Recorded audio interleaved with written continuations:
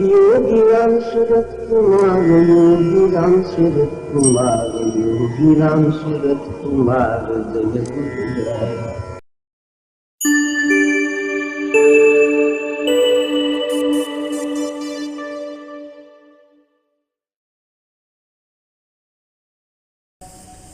भगवान श्री योगीराम सूरत कुमार की जय।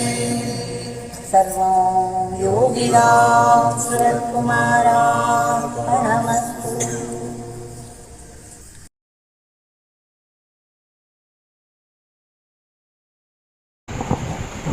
राम राम राम हरे हरे,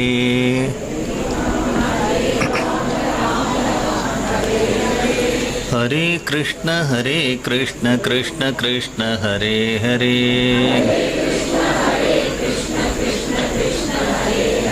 हरे राम राम राम हरे हरे,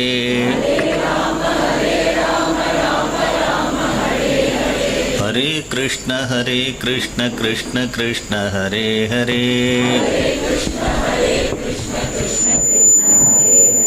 हरे राम राम राम हरे हरे,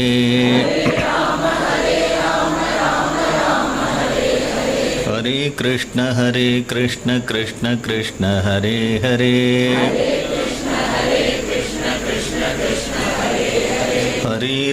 हरे राम राम राम हरे हरे,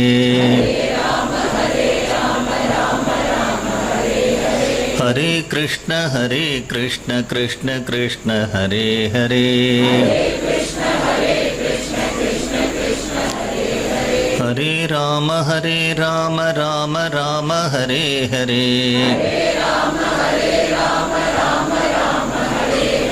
हरे कृष्ण कृष्ण कृष्ण हरे हरे। सद्गुरुनाथ महाराज की। यस्य प्रसादलेशेन मायातु त्रिगुणात्मिका, दूरतो याति मां हित्वा वासुदेवो गुरुर्मम, इन्द्रनीलविकासेन स्वरूपेण हृतिस्थितः यः पाति विषयेभ्यो मां वासुदेवो गुरुर्मम, यस्य प्रेमरसाम्भोधौ निमग्नमनसो मम तृणायितं जगत्सर्वं वासुदेवो गुरुर्मम, करामलकवत्सर्वं यस्य कारुण्यवीक्षणात् शास्त्रार्थसागरं वेद्मि वासुदेवो गुरुर्मम, विशदस्मेरहासेन हृदये निवसन् सदा चिनत्ति संशयं यो वै वासुदेवो गुरुर्मम, यश्चकारन्तु सर्वज्ञं शङ्खस्पर्शेन बालकं स एव करुणासिन्धो वासुदेवो गुरुर्मम, अगृष्टजानुगमनं वात्सल्या जननी शिशुम् अनुयातीव मां पादि वासुदेवो गुरुर्मम, क्वचित् पतन्तं संसारे समुद्रध्याभिरक्षति यो मां सर्वेश्वरो विष्णु वासुदेवो गुरुर्मम। பகவானுடைய ஒரு நூற்றாண்டு ஜெயந்தி மகோத்சவத்தில் ஒரு சத்சங்கம் அப்படின்னுட்டா நிறைய வேத பாராயணம், இதிகாச புராணங்களுடைய பாராயணம், பிரவச்சனம், நிறையா நாம சங்கீர்த்தனம், இதெல்லாம் எங்கே சதா நடந்துன்னு இருக்கோ அதுதான் சத்சங்கம். சத்சங்கம்னா என்ன அப்படின்னுட்டா, ஒரு இடத்துல இது சாது சங்கம் அப்படின்னு ஒரு பலகை இருக்கிறதுனால அது சத்சங்கம் ஆயிடாது. எந்த இடத்துக்குள்ள வந்தா எப்பொழுதுமே ஒரு பகவானுடைய சிந்தனையே நம்முடைய ஹிருதயத்தில் தூண்டக்கூடியதா இருக்கும். சத்துங்கிற ஒரு வார்த்தையை தான் சங்கத்துக்கு உபயோகப்படுத்துகிறோம்.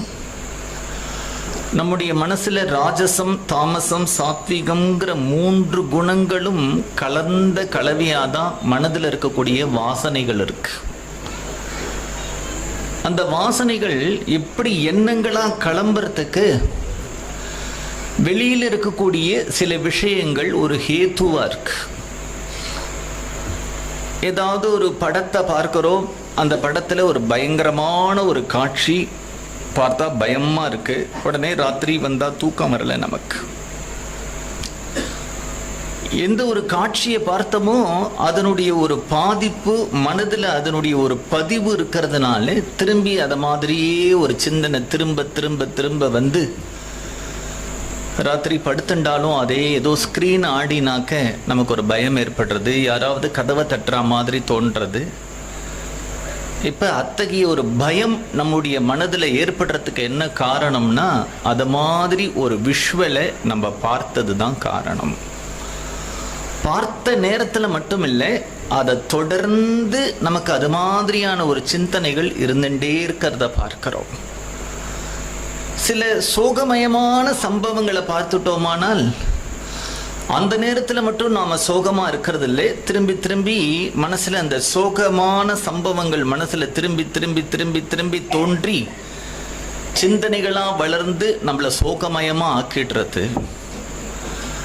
அப்போ ஒரு இடத்துல ஒரு பயம் இல்லைன்னா ஒரு சோகம் இல்லைன்னா ஒரு சந்தோஷம், எதை நாம பார்க்கிறோமோ எதை நாம கேட்கிறோமோ எந்த ஒரு சூழ்நிலையில் இருக்கிறோமோ அது நம்முடைய சிந்தனையை தூண்டி தூண்டி தூண்டி அதனுடைய பதிவு ஒரு பாதிப்பா நம்ம கிட்ட ஏற்படுத்துமானால், எந்த இடத்துல பகவானை பத்தியே ஒரு சிந்தனை இருக்கோ அந்த சூழ்நிலையிலேயே இருந்தோமானால் நம்முடைய ஹிருதயத்துல சாத்வீகமானது தூண்டப்படுறது.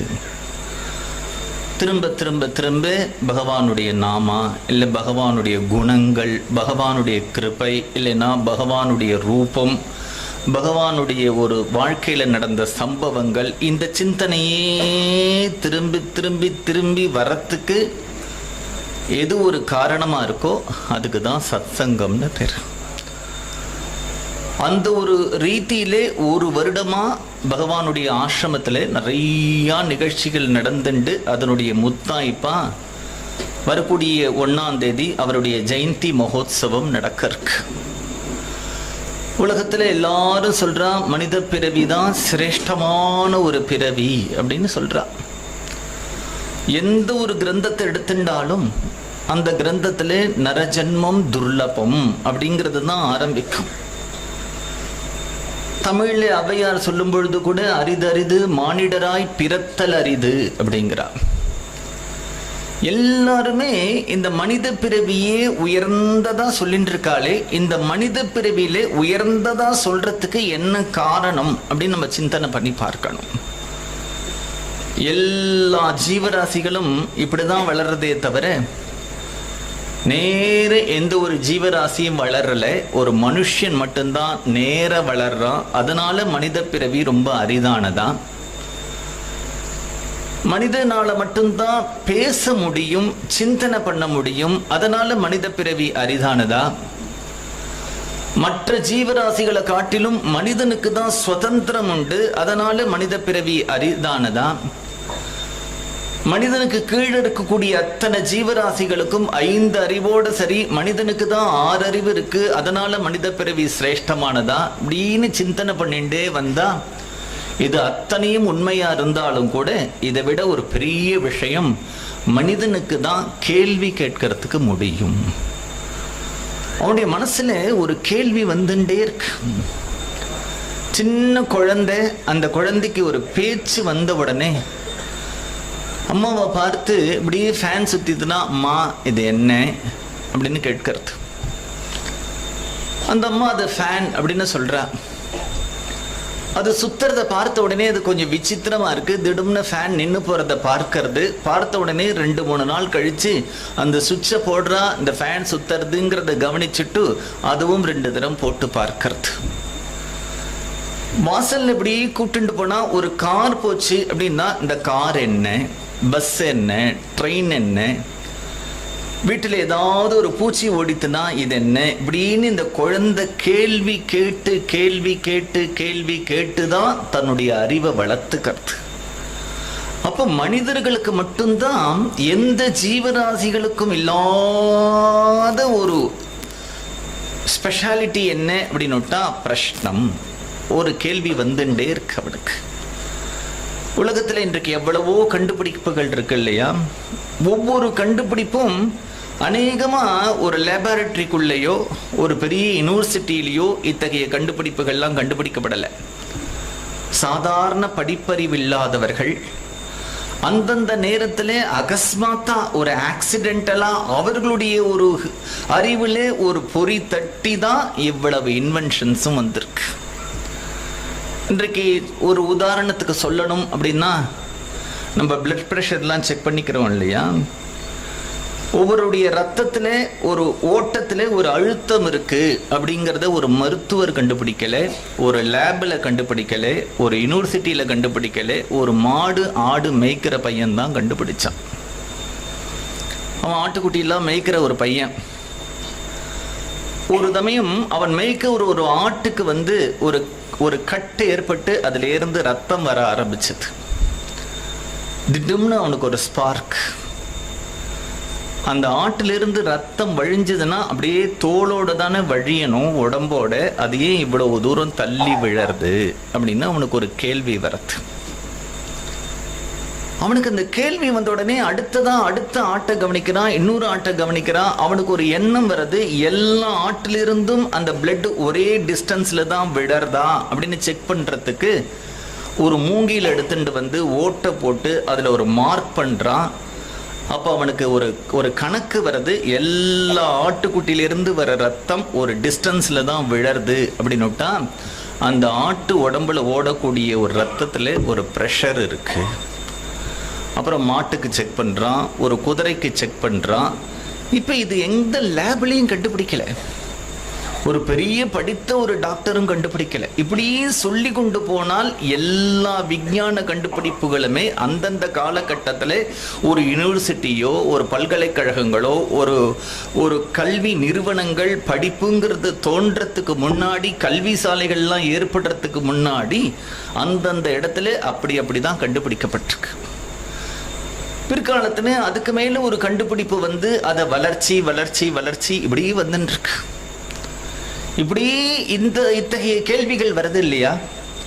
பூமியை பத்தி ஒரு கேள்வி, நீரை பத்தி ஒரு கேள்வி, நெருப்பை பத்தி ஒரு கேள்வி, ஆகாசத்தை பத்தி ஒரு கேள்வி, அதுல இருக்கக்கூடிய பிளானட்ஸை பத்தி ஒரு கேள்வி, அதுல இருக்கக்கூடிய ஸ்டார்ஸை பத்தி ஒரு கேள்வி, அதனுடைய ஒரு கிராவிடேஷனல் ஃபோர்ஸை பத்தி ஒரு கேள்வி. இப்படி பல கேள்விகள் வரும் பொழுது அடுத்ததான் இவனுக்கு ஒரு கேள்வி வருது, இந்த உலகம் தானா தோன்றினதா, யாராவது தோற்றுவித்தாரா? இது நேச்சரா, கிரியேட்டர் இருக்காரா? இது நேச்சரா இருந்தா ஒரு ஒழுங்குல நடக்கிறதே. எல்லா ஜீவராசிகள்லையும் ஆண் பெண் அப்படிங்கிற ஒரு இனம் உண்டாகிறது. அந்த இனம் உண்டாதனால அதனுடைய இனத்தினுடைய ஒரு தொடர்ச்சி இன்றைக்கு வரைக்கும் இருந்துட்டே இருக்கு. மழை திடம்னு பெய்யறது, அதனால செடி கொடிகள்லாம் வளர்றது, உயிரினங்கள்லாம் வளர்றது. அந்த செடி கொடிகள் தான் மனிதனுக்கு ஆகாரமா இருக்கு, பல ஜீவராசிகளுக்கு ஆகாரமா இருக்கு. ராத்திரி வருது, பகல் வருது, இப்படி சிந்தனை பண்றான். இது இயற்கையா இல்லை யாராவது இதெல்லாம் கிரியேட் பண்ணினவர் இருக்காரா? இதெல்லாம் யாராவது நடத்திட்டு போறாளா இல்லை தானா நடக்கிறதா? இப்படி ஒரு கேள்வி வருது. இந்த கேள்வி இந்தியாவில் மட்டும் இல்லை, அந்தந்த நாட்டில் இருக்கக்கூடிய பலருக்கு இத்தகைய கேள்விகள் பல நாடுகளில் இயற்கையான இந்த அக்னியையோ காற்றையோ பூமியையோ பஞ்சபூதங்கள் ஏதோ ஒன்றை இறைவன் அப்படின்னு வழிபட ஆரம்பித்தா, இல்லைன்னா சூரியனை இறைவன் வழிபட ஆரம்பித்தா, இல்லை கண்ணுக்கு தெரியாத ஏதோ ஒரு சக்தி இருக்குன்னு வழிபட ஆரம்பித்தா, அவர்கள் வழிபடக்கூடிய அந்த தேவதைகளுக்கு அவர்களா ஒவ்வொரு பெயர்களை வைக்க ஆரம்பித்தா, இப்படி உலகம் முழுவதும் ஒரு கேள்வி மனிதனுடைய பிறப்பை பற்றியும் இந்த உலகத்தினுடைய சிருஷ்டியை பற்றியும், இந்த சிருஷ்டிக்கு யாராவது ஒருத்தர் காரணம் இருக்காரா, சிருஷ்டி நடந்துட்டு போகிறது எப்படி, இதனுடைய முடிவு எப்படி, அப்படியே வரும்பொழுது ஒரு கேள்வி, தன்னை யார் படைத்தார், நாம் எப்படி பிறந்தோம், ஒவ்வொரு ஜீவராசியுடைய அனாட்டமியும் பார்க்கும் பொழுது அதிசயமா இருக்கே, ஒன்றுத்துக்கு ஒன்று ஒரு இன்டர்லிங்க் இருக்கே, இது எப்படி தோன்றித்து, ஒவ்வொருடைய வாழ்க்கையும் தீர்மானிக்கப்பட்டதா இல்லை அதுலேயும் அப்படியே நடந்துட்டு போறதா? எவ்ரிதிங் இஸ் ப்ரீ டிட்டர்மைன்ட், இதில் ஏதாவது நமக்கு ஒரு கண்ட்ரோல் இருக்கா, நமக்கு ஒரு சே இருக்கா, இப்படி பலவிதமான கேள்விகள் எழுந்தது.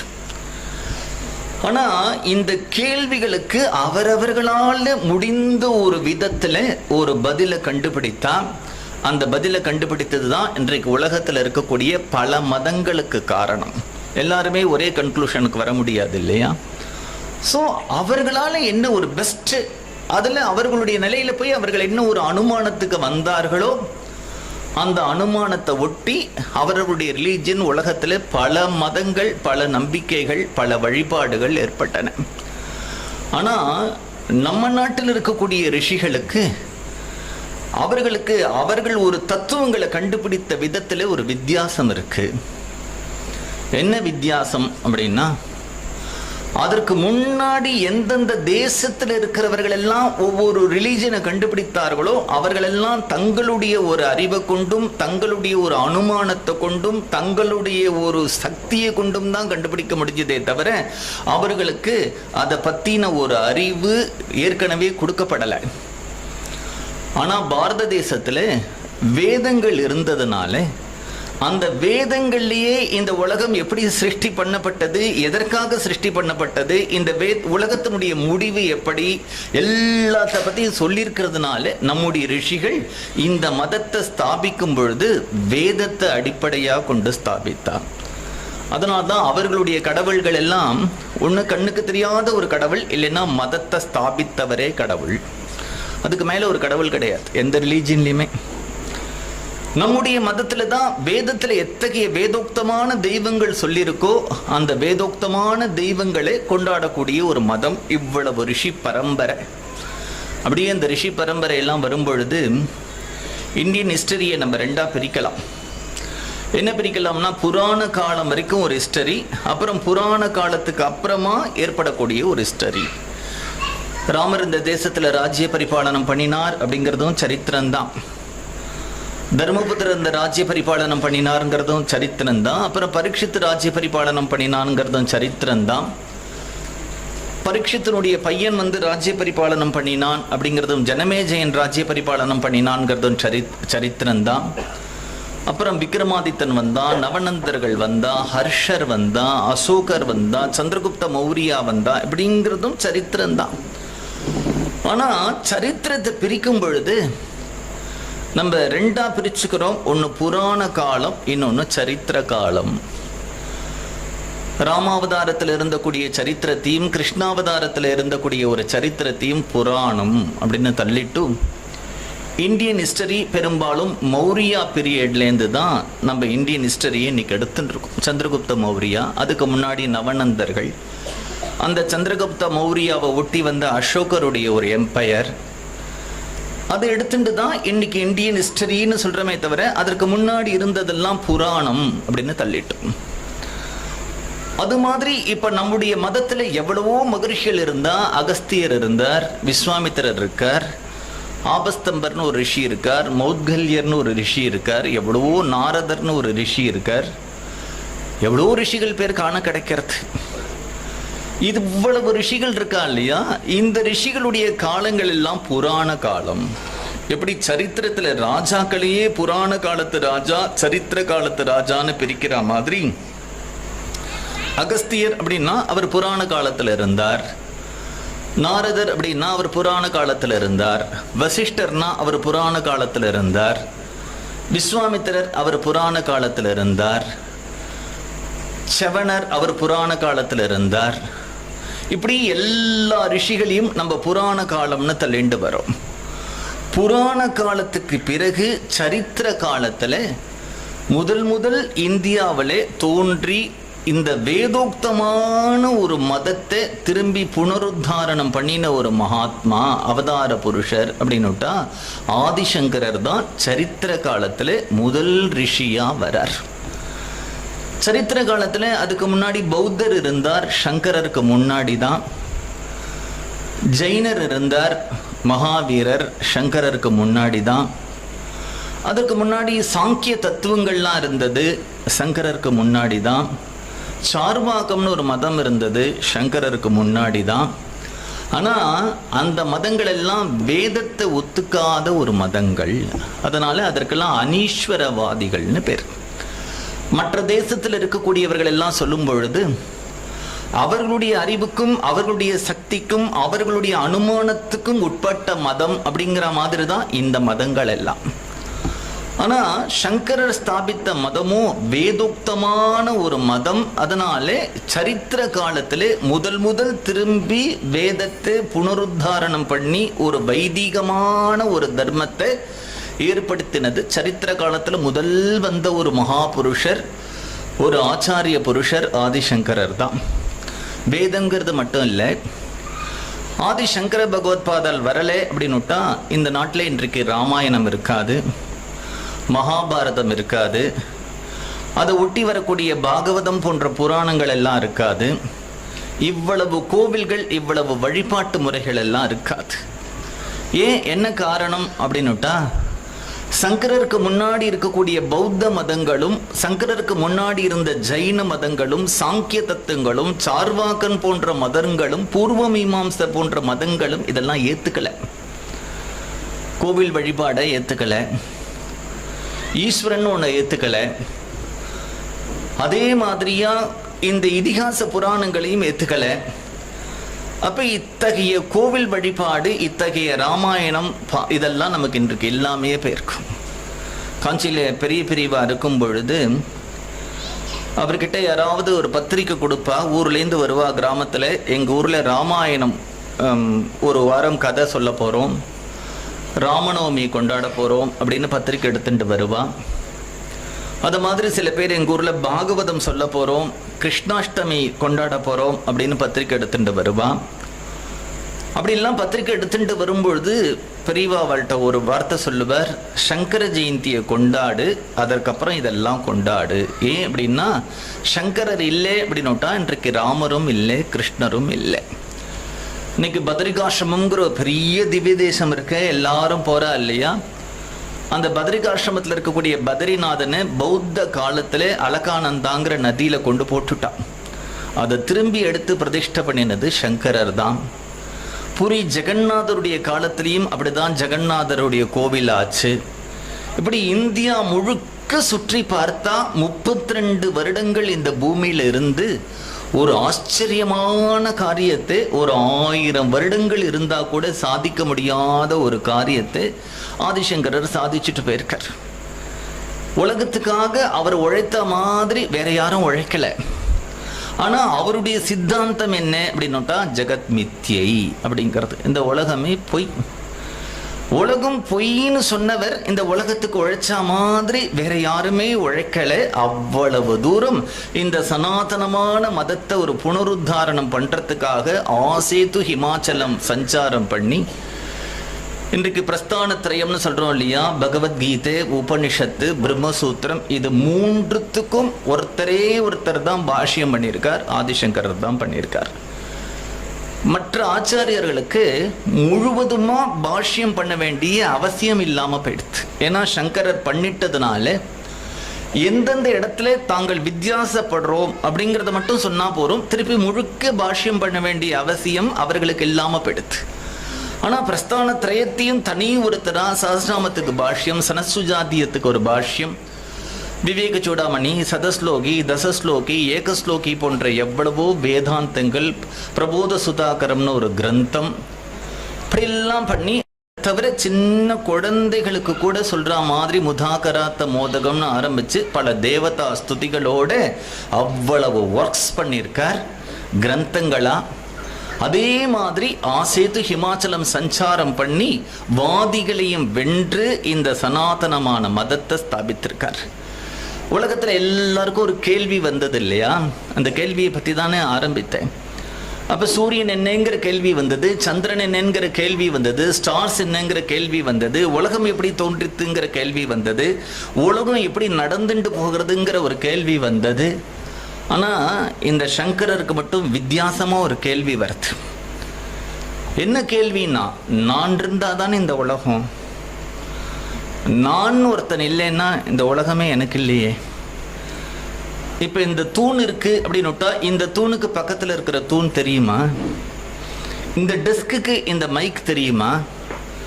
அப்ப சைத்தன்யமான நான் இருக்கிறதுனால தானே இந்த பிரபஞ்சம் எனக்கு தெரியறது. அப்ப இந்த பிரபஞ்சத்தை பத்தி என்னங்கிறத ஆராய்ச்சி பண்றதை விட்டுட்டு நான் யாரு அப்படின்னு ஒரு கேள்வி. இதுல உலகத்துல யாருக்குமே இந்த கேள்வி வரல. எல்லாரும் மதத்தை பத்தி ஆராய்ச்சி பண்ண போது அந்த தெய்வம் ஏதோ ஒரு உலகத்துல வாழ்ந்துட்டு இருக்கு அப்படிங்கிறது தான் அவர்களுடைய கன்க்ளூஷன்.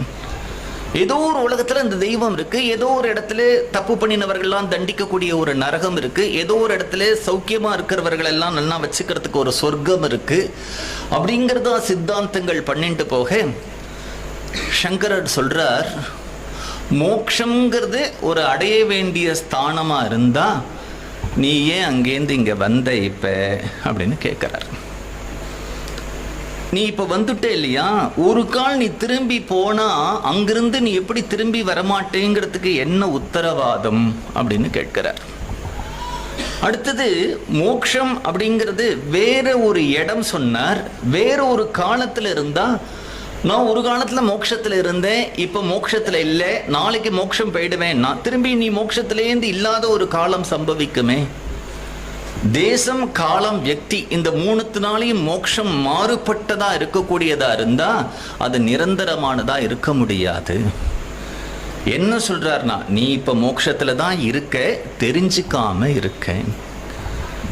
நீ அந்த ஞானத்துல தான் இருக்க, இப்ப நீ அந்த முக்தி நிலையில தான் இருக்க. ஆனா அது என்னங்கிறது தெரிஞ்சுக்காம இருந்தே அப்படின்னு சொன்னாதான் மோட்சம்ங்கிறது அடைய வேண்டிய ஒரு ஸ்தானமும் இல்லை, அடைய வேண்டிய ஒரு காலமும் இல்லை, அடைய வேண்டிய ஒரு வியக்தியும் இல்லை, எப்பொழுதுமே நீ இருக்க. இந்த பார்க்கக்கூடிய பிரபஞ்சம் இருக்கு, இது கண்ணாடியில தெரியக்கூடிய ஒரு தோற்றம். விஸ்வம்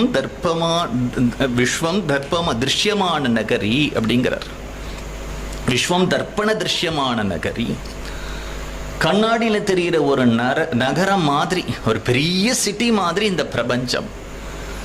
ஒரு தட்சிணாமூர்த்தி ஸ்தோத்திரத்துல விஸ்வம் தர்ப்பண திருஷ்யமான நகரின்னு ஆரம்பிக்கும் பொழுதே ஒரு லாஜிக் சொல்றார். ஒரு 500 ஏக்கர் இருக்கக்கூடிய ஒரு ஊர் ஒரு 5 அடி கண்ணாடியில தெரியறதுனாலேயே இந்த உலகம் சத்தியம்னு எப்படி சொல்ல முடியும்? இவ்வளவு பெரிய பிரபஞ்சம் இத்தனோண்டு மிரருக்குள்ள வந்துடுத்தே. சரி, மிரருங்கிற ஒரு உதாரணத்தை எடுத்துட்டார். அந்த மிரர்லயாவது வெளியில பிரபஞ்சம் இருக்கு, அந்த வெளியில பிரபஞ்சம் இந்த மிரர்ல ஒரு ரிஃப்ளெக்ஷன் சொல்லலாம். ஆனா அடுத்ததான் ஒரு உதாரணம் போறார், சொப்பனம்ங்கிறார். நீ ராத்திரி தூங்கும் பொழுது உனக்கு ஒரு கனவு ஏற்படுறது. அந்த கனவுல ஒரு தேசத்தினுடைய ராஜாவா நீ ஆற, எதிரி தேசத்து ராஜாக்கள்லாம் உன்னுடைய தேசத்து மேல படையெடுத்துட்டு வரான். யுத்தத்தில் அவர்கள் எல்லாம் நீ ஜெயிக்கிற, பல ஆண்டுகள் ஆட்சி பண்ற. நாட்டில் மழை இல்லை, அப்புறம் மழை பெய்யறது, கஜானா வளர்றது, கஜானா குறையிறது, அப்புறம் உனக்கு நாட்டு மக்கள்னால உனக்கு சில பிரச்சனைகள்லாம் ஏற்படுறது. இத்தனையும் நடந்த பிறகு அப்புறம் உனக்கு தோன்றது, நம்ம ராஜ்ய பரிபாலனம் பண்ணினது போரும், காட்டுல போய் தபஸ் பண்ணலாம்னு உன்னுடைய பையனை ராஜா வாக்கிட்டு நீ காட்டுக்கு போயிட்ட. இத்தனையும் எவ்வளவு நாடில் நடந்ததுன்னா ஒரு 5 நிமிஷம் ட்ரீம்ல அப்படிங்கிறார். 5 நிமிஷம் ட்ரீம்ல நீ ராஜாவா இருந்தே, உனக்கு வயசாயிடுத்து, சத்ரு படையெடுத்துட்டு வந்தான், இவ்வளவு நடந்துடுத்து இல்லையா? இப்ப கேட்கிறார், நீ கனவுல கண்ட ராஜ்யம் உள்ள இருக்கா வெளியில இருக்கா? அது எந்த ஸ்பேஸ்ல இருக்கு? 3 டைமென்ஷன் சொல்லணும் இல்லையா? அதோடைய டைம் என்ன? அதுல இருந்த கேரக்டர்ஸ்லாம் யார் கிரியேட் பண்ணினா, யாருக்கு பிறந்தா? அப்ப என்ன கன்க்ளூஷனுக்கு வராருன்னா, இந்த பிரபஞ்சம் வெளியிலேயே இல்லை, உன்னுடைய வாசனையா உள்ள இருக்கிறது தான் வாசனா பலத்தினால வெளியில இருக்கிற மாதிரி தோன்றது அப்படிங்கிறார். வெளியில இருக்கிற மாதிரி தோன்றதுன்னு சொல்றதுக்கு அந்த பிரபஞ்சத்துக்கு ஒரு சத்தனா இருப்புன்னு பேரு. அந்த இருப்பு எப்படி வருதுங்கிறதுக்கும் ஒரு சின்ன உதாரணம் சொல்றார். இந்த இடத்துல ஒரு பெரிய ரூம் இருட்டா இருக்கு. இருட்டா இருக்கிற பிரதேசத்துல அதுல இருக்கக்கூடிய ஒரு சித்திரத்தை பார்க்கறதுக்காக ஒருத்தன் டார்ச் லைட் எடுத்துட்டு போறான்.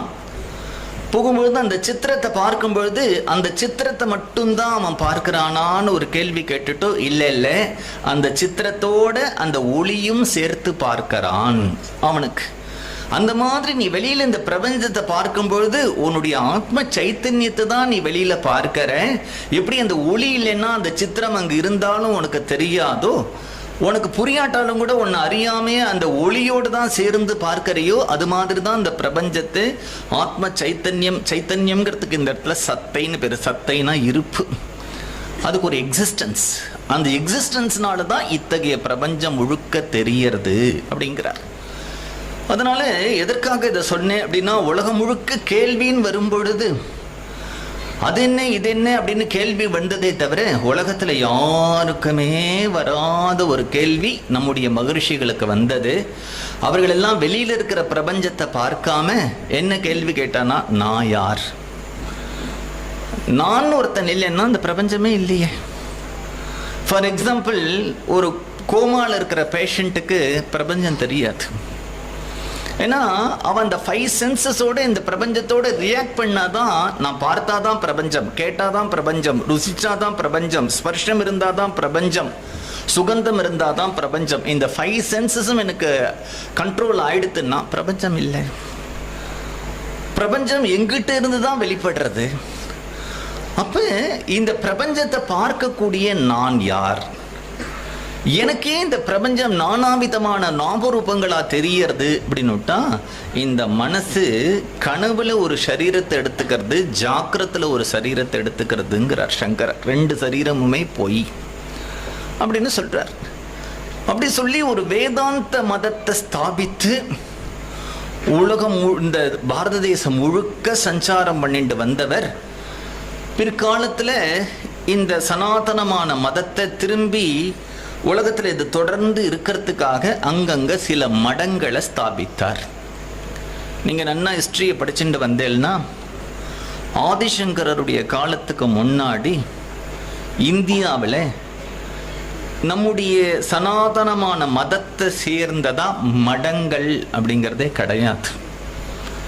அந்த காலகட்டத்தில் தான் செயின்ட் அவெல்லாம் பிக்ஷுமா இருப்பா. அப்படி ஏதாவது பிக்ஷை வாங்குவா, சாப்பிடுவா, மரத்தடியில் படுத்துப்பா, கோவிலில் படுத்துப்பா, தென்னையில் படுத்துப்பா, அப்படி அலைஞ்சுட்டே இருப்பா. உண்மத்த மூக்க ஜடவத்து. சங்கரருடைய காலத்துக்கு முன்னாடி வரைக்கும் நம்முடைய மகரிஷிகளோ நம்முடைய துறவிகளோ ஒரு இன்ஸ்டிடியூஷன் ஆரம்பிச்சு அந்த இன்ஸ்டிடியூஷன் மூலமா பிரச்சாரம் பண்ணினார் அப்படிங்கிறது ரெக்கார்டில் இல்லை. ஆனா சங்கரர் ஏன் பண்ணினார் அப்படின்னா, சங்கரருக்கு முன்னாடி இருந்த புத்தர் நிறைய புத்த மடங்களை ஸ்தாபித்து அந்த புத்த மடங்கள்ல நிறைய புத்த பிக்ஷுக்களை வச்சு அந்த புத்த மடத்தை பிரச்சாரம் பண்ண ஆரம்பிச்சதுனால அதுக்கு ஒரு கவுண்டரா இப்படி பண்ணினாதான் இது நடக்கும் அப்படிங்கிறதுனால முதல்ல மடங்கள்ங்கிற ஒரு கான்செப்டே ஆதிசங்கரால தான் ஆரம்பிக்கப்பட்டது. அங்கங்க நிறைய பேரை அதில் வச்சு இன்னைக்கு பிரசித்தியா இருக்கக்கூடிய மடங்கள் வேற. காமகோடி மடம், ஸ்ருங்கேரி மடம், பத்ரி மடம், அப்புறம் துவாரகால இருக்கிற மடம், இப்படிலாம் பூரியில இருக்கிற மடம், இதெல்லாம் இருந்தா கூட நிறைய அங்கங்க யார் சங்கரரை தரிசனம் பண்ணினாலோ அவரவர்களுக்கு சந்நியாசம் கொடுத்து அங்கங்க பிரச்சாரம் பண்ண சொன்னார். இப்படி நிறைய மடங்கள் சங்கரருடைய காலத்துல ஸ்தாபிக்கப்பட்டது. சிலதெல்லாம் இன்னி வரைக்கும் இருக்கு, சிலது இல்லை. அப்படி பல மடங்கள் ஏற்படப்பட்டது. இன்றைக்கு சின்ன சின்ன மடங்கள்லாம் நம்ம பேர் பார்த்தா கூட அந்த இப்போ ஒரு ஆந்திராலெல்லாம் நிறைய குட்டி குட்டி மடங்கள் அப்படி இருக்கு. கர்நாடகாவில் நிறைய குட்டி குட்டி மடங்கள் அப்படி இருக்கு. புஷ்பகிரின்னு ஒரு மடம், இதுவும் சங்கரால் ஸ்தாபிக்கப்பட்ட மடம் தான். ஆனால் நேரடியான சிஷ்யர் இல்லை. சுரேஸ்வராச்சாரியார் மாதிரியோ பத்மபாதர் மாதிரியோ அவர் கூட இல்லாதவர்கள் அந்த தேசத்துல சங்கரரை தரிசனம் பண்ணியிருப்பா. அவருக்கு ஒரு சந்நியாசம் கொடுத்திருப்பார். அவர் அப்படி எஸ்டாப்ளிஷ் பண்ணி எல்லாரையுமே தர்ம பிரச்சாரம் பண்ண சொன்னார். அப்படின்னு சங்கரர் வரும்போது தக்ஷிண தேசத்துல தான் இந்த காஞ்சி காமகோடி மடத்தை ஏற்படுத்தினார். இந்த காஞ்சி காமகோடி மடத்தை ஏற்படுத்தி முதல்ல அதுல பீடாதிபதியா இருந்தவர் தாமிரபரணி நதி தீரத்திலிருந்து வந்த ஒருத்தர். அவருக்கு தான் சந்நியாசம் கொடுத்தார். அவர் தான் முதல் பீடாதிபதியா அங்க இருந்தார். அதற்கு பிறகு இந்த பீடம் இப்படி வந்துட்டு இருக்கு இல்லையா, அதுல அவிச்சின்னமா ஒரு தைலதாரையா நிறைய மகான்களுடைய பரம்பரை வருது. இன்றைக்கும் இப்ப பார்த்தா கும்பகோணத்துல சங்கர மடம் இருக்கு. அதுல 2 பெரிவாளுடைய அதிஷ்டானம் இருக்கு. அதுல ஒருத்தருக்கு லம்பிகான்னு ஒரு யோகத்துல இருந்தவர். இப்படி இன்னைக்கு ராதா கல்யாணம் எல்லாம் பண்ணும் பொழுது ஜெயதேவர் பாடின 24 அஷ்டபதியை பாடி ராதா கல்யாணம் பண்றோமோ, அந்த கும்பகோணத்துல சங்கர மடத்துல இருக்கக்கூடிய அதிஷ்டானத்துல இருக்கிற ஒரு பெரியவா சிவா அஷ்டபதி அப்படின்னு சிவனுடைய பார்வதி கல்யாணத்தை 24 அஷ்டபதியா பாடியிருக்கார். எங்கேயாவது பார்வதி கல்யாணம் பண்ணணும் அப்படின்னுட்டா அந்த சிவாஷ்டபதியை வச்சுட்டு பார்வதி கல்யாணம் பண்ணலாம், அப்படி பண்ணியிருக்கார். இளையாத்தாங்குடின்னு ஒரு ஊர் இருக்கு, அந்த ஊர்ல ஒரு பெரியவா இருந்தா. அப்புறம் இன்றைக்கு திருவொற்றியூர்ல போய் பார்த்தா அங்க சங்கர மடத்துல பெரியவா இருக்கான். கீழம்பின்னு ஒரு ஊர் இருக்கு, அங்க ஒருத்தர் இருக்கார். அதே மாதிரி திரியம்பகேஸ்வரில் ஒரு சமாதி இருக்கு, பூரியில ஒரு சமாதி இருக்கு. இப்படி இவர்கள் எல்லாம் அந்தந்த இடத்துல எங்கெங்க, திருவண்ணாமலையில ஒரு காஞ்சி காமகோடி பீடாதிபதியோட பிருந்தாவனம் இருக்கு. இவர்கள் எல்லாம் எங்கெங்க அப்படி சஞ்சாரம் பண்றாலோ அந்தந்த இடத்துல அப்படி அப்படி சித்தியா இருக்கா. இப்படி ஒரு பரம்பரை நமக்கு கிடைக்கிறது. இந்த பரம்பரையில ரொம்ப முக்கியமா இன்றைக்கு வடவாம்பலம்னு ஒரு ஊரு, அந்த ஊர்ல சித்தியான ஆத்மபோதேந்திர சுவாமிகள், இல்லைன்னா விஸ்வாதிகேந்திரர் அப்படின்னு பேரு. அவருடைய பிருந்தாவனத்தையே கண்டுபிடித்த விதம் ரொம்ப ஒரு ஆச்சரியமானது. 1917 வருஷமோ 47 வருஷமோ தெரியல எனக்கு. பெரியவா அப்படி ஒரு யாத்திரை போயிட்டு திரும்பி வரார். கும்பகோணம் பக்கம் யாத்திரை போயிட்டு, அந்த யாத்திரை போயிட்டு வரும்பொழுது இந்த வெங்கடாத்ரி அகரம்னு வளவனூர் பக்கத்துல ஒரு கிராமம் இருக்கு. அந்த கிராமத்துல சாத்துர்மாசிய விரதம் இருக்கார். சாத்துர்மாசிய விரதம் இருக்கும் பொழுது அந்த கிராமத்தில் இருக்கிற எல்லைக்குள்ள சஞ்சாரம் பண்ணலாம், அந்த கிராமத்தை தாண்டி தான் போகக்கூடாது. அப்படி வரும்பொழுது இங்க சின்ன கள்ளிப்பட்டுன்னு ஒரு ஊர் இருக்கு, பக்கத்துல அந்த கருட நதி ஓடுறது. அப்படி தன்னுடைய தண்டத்தை எடுத்துட்டு கார்த்தால அப்படி சுத்தி வரார். சுத்தி ஒரு இடத்துல உட்கார்ந்து விட்டார். ஒரு இடத்துல உட்கார்ந்த உடனே இந்த நிலம் யாருக்கு சொந்தம் கூப்பிடு அப்படிங்கிறார். அந்த நிலம் யாருக்கு சொந்தமோ அவர் வரார். அவர்கிட்ட பெரியவா கேட்கிறா, இந்த நிலத்தை மடத்துக்கு கொடுத்துடுறியா அப்படிங்கிறார். அந்த நிலத்தோட சொந்தக்காரர் சொல்றார், இதை விட நல்ல விளைச்சல் பூமிலாம் இருக்கு, வேணும்னா அதை மடத்துக்கு தானம் பண்றேன், இது ரொம்ப விளையாத ஒரு பூமி அப்படிங்கிறார். நான் மடத்துக்கு நிலம் கேட்கல, இந்த இடத்துல எங்க குரு பரம்பரையில ஒருத்தவருடைய பிருந்தாவனம் இருக்கு, அதிஷ்டானம் இருக்கு அப்படின்னு சொல்றார். அந்த ஊர்ல அந்த நிலத்துக்கு சொந்தக்காரர் சொல்றார், நாங்க எவ்வளவு தூரம் உழுதுருக்கோம், பயிரிட்டு இருக்கோம், எங்களுக்கு அப்படி ஒன்றும் தெரியலையே அப்படிங்கிறார். அப்ப பெரியவாளோட குமாரமங்கலம் சாம்பமூர்த்தி சாஸ்திரிகள் ஒருத்தர் கூட வந்தார். ரொம்ப ஆச்சார அனுஷ்டானமா இருப்பார், வேத அத்தியனம் பண்ணினவர். பெரியவா அவரை கூப்பிடுறார், நீ போய் ஸ்நானம் பண்ணிட்டு அப்படியே ஈரத்தோட வா, இந்த இடத்த கையாலேயே தோண்டு, கடப்பாரு மண்வெட்டி எதுவுமே வச்சுக்க கூடாது, தீர்த்தத்தை விட்டே தோண்டிண்டு வா அப்படிங்கிறார். ஒரு குத்துக்கால் இட்டுண்டு பெரியவா அப்படி உட்கார்ந்துட்டு இருக்கார். கொஞ்ச நாள் தோண்ட தோண்ட இந்த சாம்பமூர்த்தி சாஸ்திரிகளுக்கு ஒரு டிரான்ஸ் வருது. அந்த டிரான்ஸ்லயே பெரியவாளோட ஒரு கம்யூனிகேட் பண்றார். நம்ம பாபா சமாதின்னு சொல்றது தான் டிரான்ஸ். அதுல பெரியவா கேட்கிறா, நீ என்ன பாக்குற கீழே அப்படிங்கிறார். ஒரு சன்னியாசி கையில தண்டக மடலை வச்சுன்னு உட்கார்ந்துட்டு இருக்கார். கையில ஒரு ருத்ராட்ச மாலை இருக்கு. அவர் முன்னாடி நிறைய வேதம் படித்தவர்கள் எல்லாம் உட்கார்ந்துட்டு உபனிஷத் பாராயணம் பண்ணிட்டு இருக்கா. அவரோ சதாசிவம் சதாசிவம் சதாசிவம்னு ஜபம் பண்ணிட்டு இருக்கார். நான் தோன்றதை பார்த்த உடனே உபனிஷத் பாராயணத்தை நிறுத்திட்டு மேலே என்னை பார்த்து தோண்டாதே அப்படிங்கிறார். எல்லாரும் ரொம்ப பிரமிச்சு போயிட்டா அதை கேட்டுட்டு. ஆனா அதுக்கு மேலதான் இவ்வளவு நாள் உழுதுருக்கா, பயிர் விளைச்சல் பண்ணியிருக்கா. அப்புறம் அந்த இடத்துல ஒரு அதிஷ்டானமானது கட்டப்பட்டு இன்றைக்கும் பூஜை நடந்துட்டு இருக்கு. ஆத்மபோதேந்திர சுவாமிகள், இல்லைன்னா விஸ்வாதிகேந்திர சரஸ்வதினு பேர். அவருக்கு 2 பேர். அந்த விஸ்வாதிகேந்திர சரஸ்வதி காமகோடி பீடத்துல பீடாதிபதியா இருக்கும் பொழுதுதான் இந்த மகாராஷ்டிரா, ஆந்திரா, இதெல்லாம் பிஃபோர் இண்டிபெண்டன்ஸ் இந்தியா முழுக்க 64 மாகாணங்களா இருந்தது. இப்ப இந்தியான்னு ஒரு தேசம் சொல்றோம் இல்லையா, இது இண்டிபெண்டன்ஸ்க்கு அப்புறம் தான் இப்படி யுனைட் ஆச்சு. அதுக்கு முன்னாடி இதெல்லாம் 64 மாகாணங்களாக தனித்தனியாக சில இடத்துல ஒரு ஜமீன், சில இடத்துலனா ஒரு ராஜா, இப்படியாக தான் இந்தியா பிரிந்திருந்த ஒரு காலம். அப்போ ஆந்திர தேசம், மகாராஷ்டிர தேசம், அதனுடைய பார்டர்லேருந்து சில குடும்பங்கள் வந்து தமிழ்நாட்டில் குடியேறினா, இது குடியேறத்துக்கெல்லாம் என்ன காரணம் அப்படின்னுட்டா, அந்த காலத்தில் திருமலை நாயக்கர் போன்ற ராஜாக்கள், கிருஷ்ணதேவராயர் போன்ற ராஜாக்கள் தமிழ்நாட்டில் ராஜ்ய பரிபாலனம் பண்ணும் பொழுது அவர்கள் தேசத்தை சேர்ந்தவர்கள் சில பேர் இங்கே வருவான். அவர்களுடைய ஆட்சிக்கு பிறகு ராஜா போயிடுவான். அவர்கள் தமிழ்நாட்டிலேயே ஒரு 50-100 வருஷமா இருந்ததுனால இங்கேயே தங்கிடுவான்.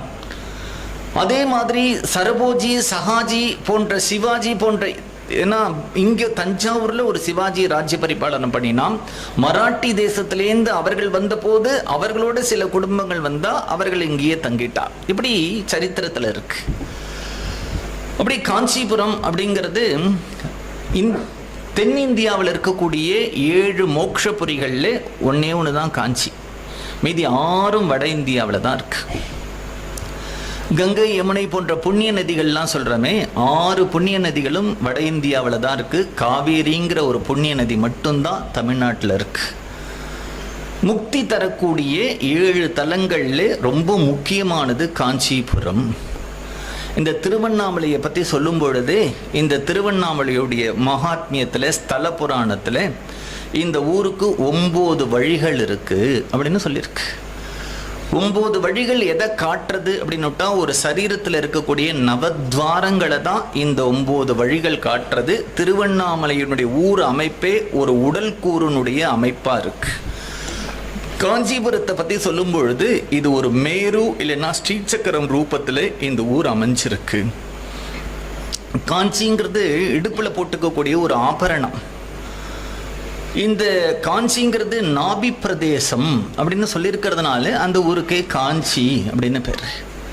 மகாபாரதம், பாகவதம் போன்ற புராணங்கள் எல்லாம், தர்மபுத்திரர் போன்றவர்கள்லாம் விதுரர் தீர்த்த யாத்திரை பண்ணும் பொழுது இந்த காஞ்சிபுரத்துக்கு வந்தா அப்படிங்கிறதெல்லாம் இருக்கிறதுனால ரொம்ப புராதனமான ஊருங்கிறதும் தெரியறது.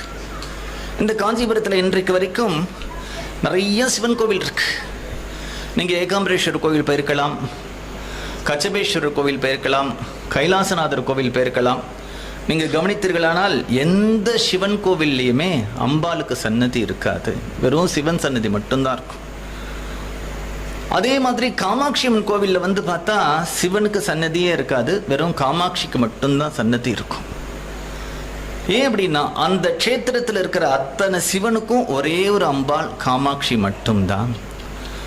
அந்த காமாட்சி அம்மன் கோவிலில் வந்தாலும் 3 பிரகாரம் இருக்கும். அரூப காமாட்சியோட 1/2 பிரகாரம் முடியும். ஏன்னா இந்த முதுகு தண்டுவடத்துக்கு கீழே இருக்கக்கூடிய சுஷுமனாங்கிற நாடி 3 சுத்தம் இருக்கிறது தான் இந்த க்ஷேத்திரம் அப்படி சொல்றது. கையில் இக்ஷுதண்டம், பஞ்சபானங்களை கையில் மலர்பானங்களை வச்சுட்டு இருக்கக்கூடியதா சித்தாசனத்தில் காமாட்சி இருக்கா.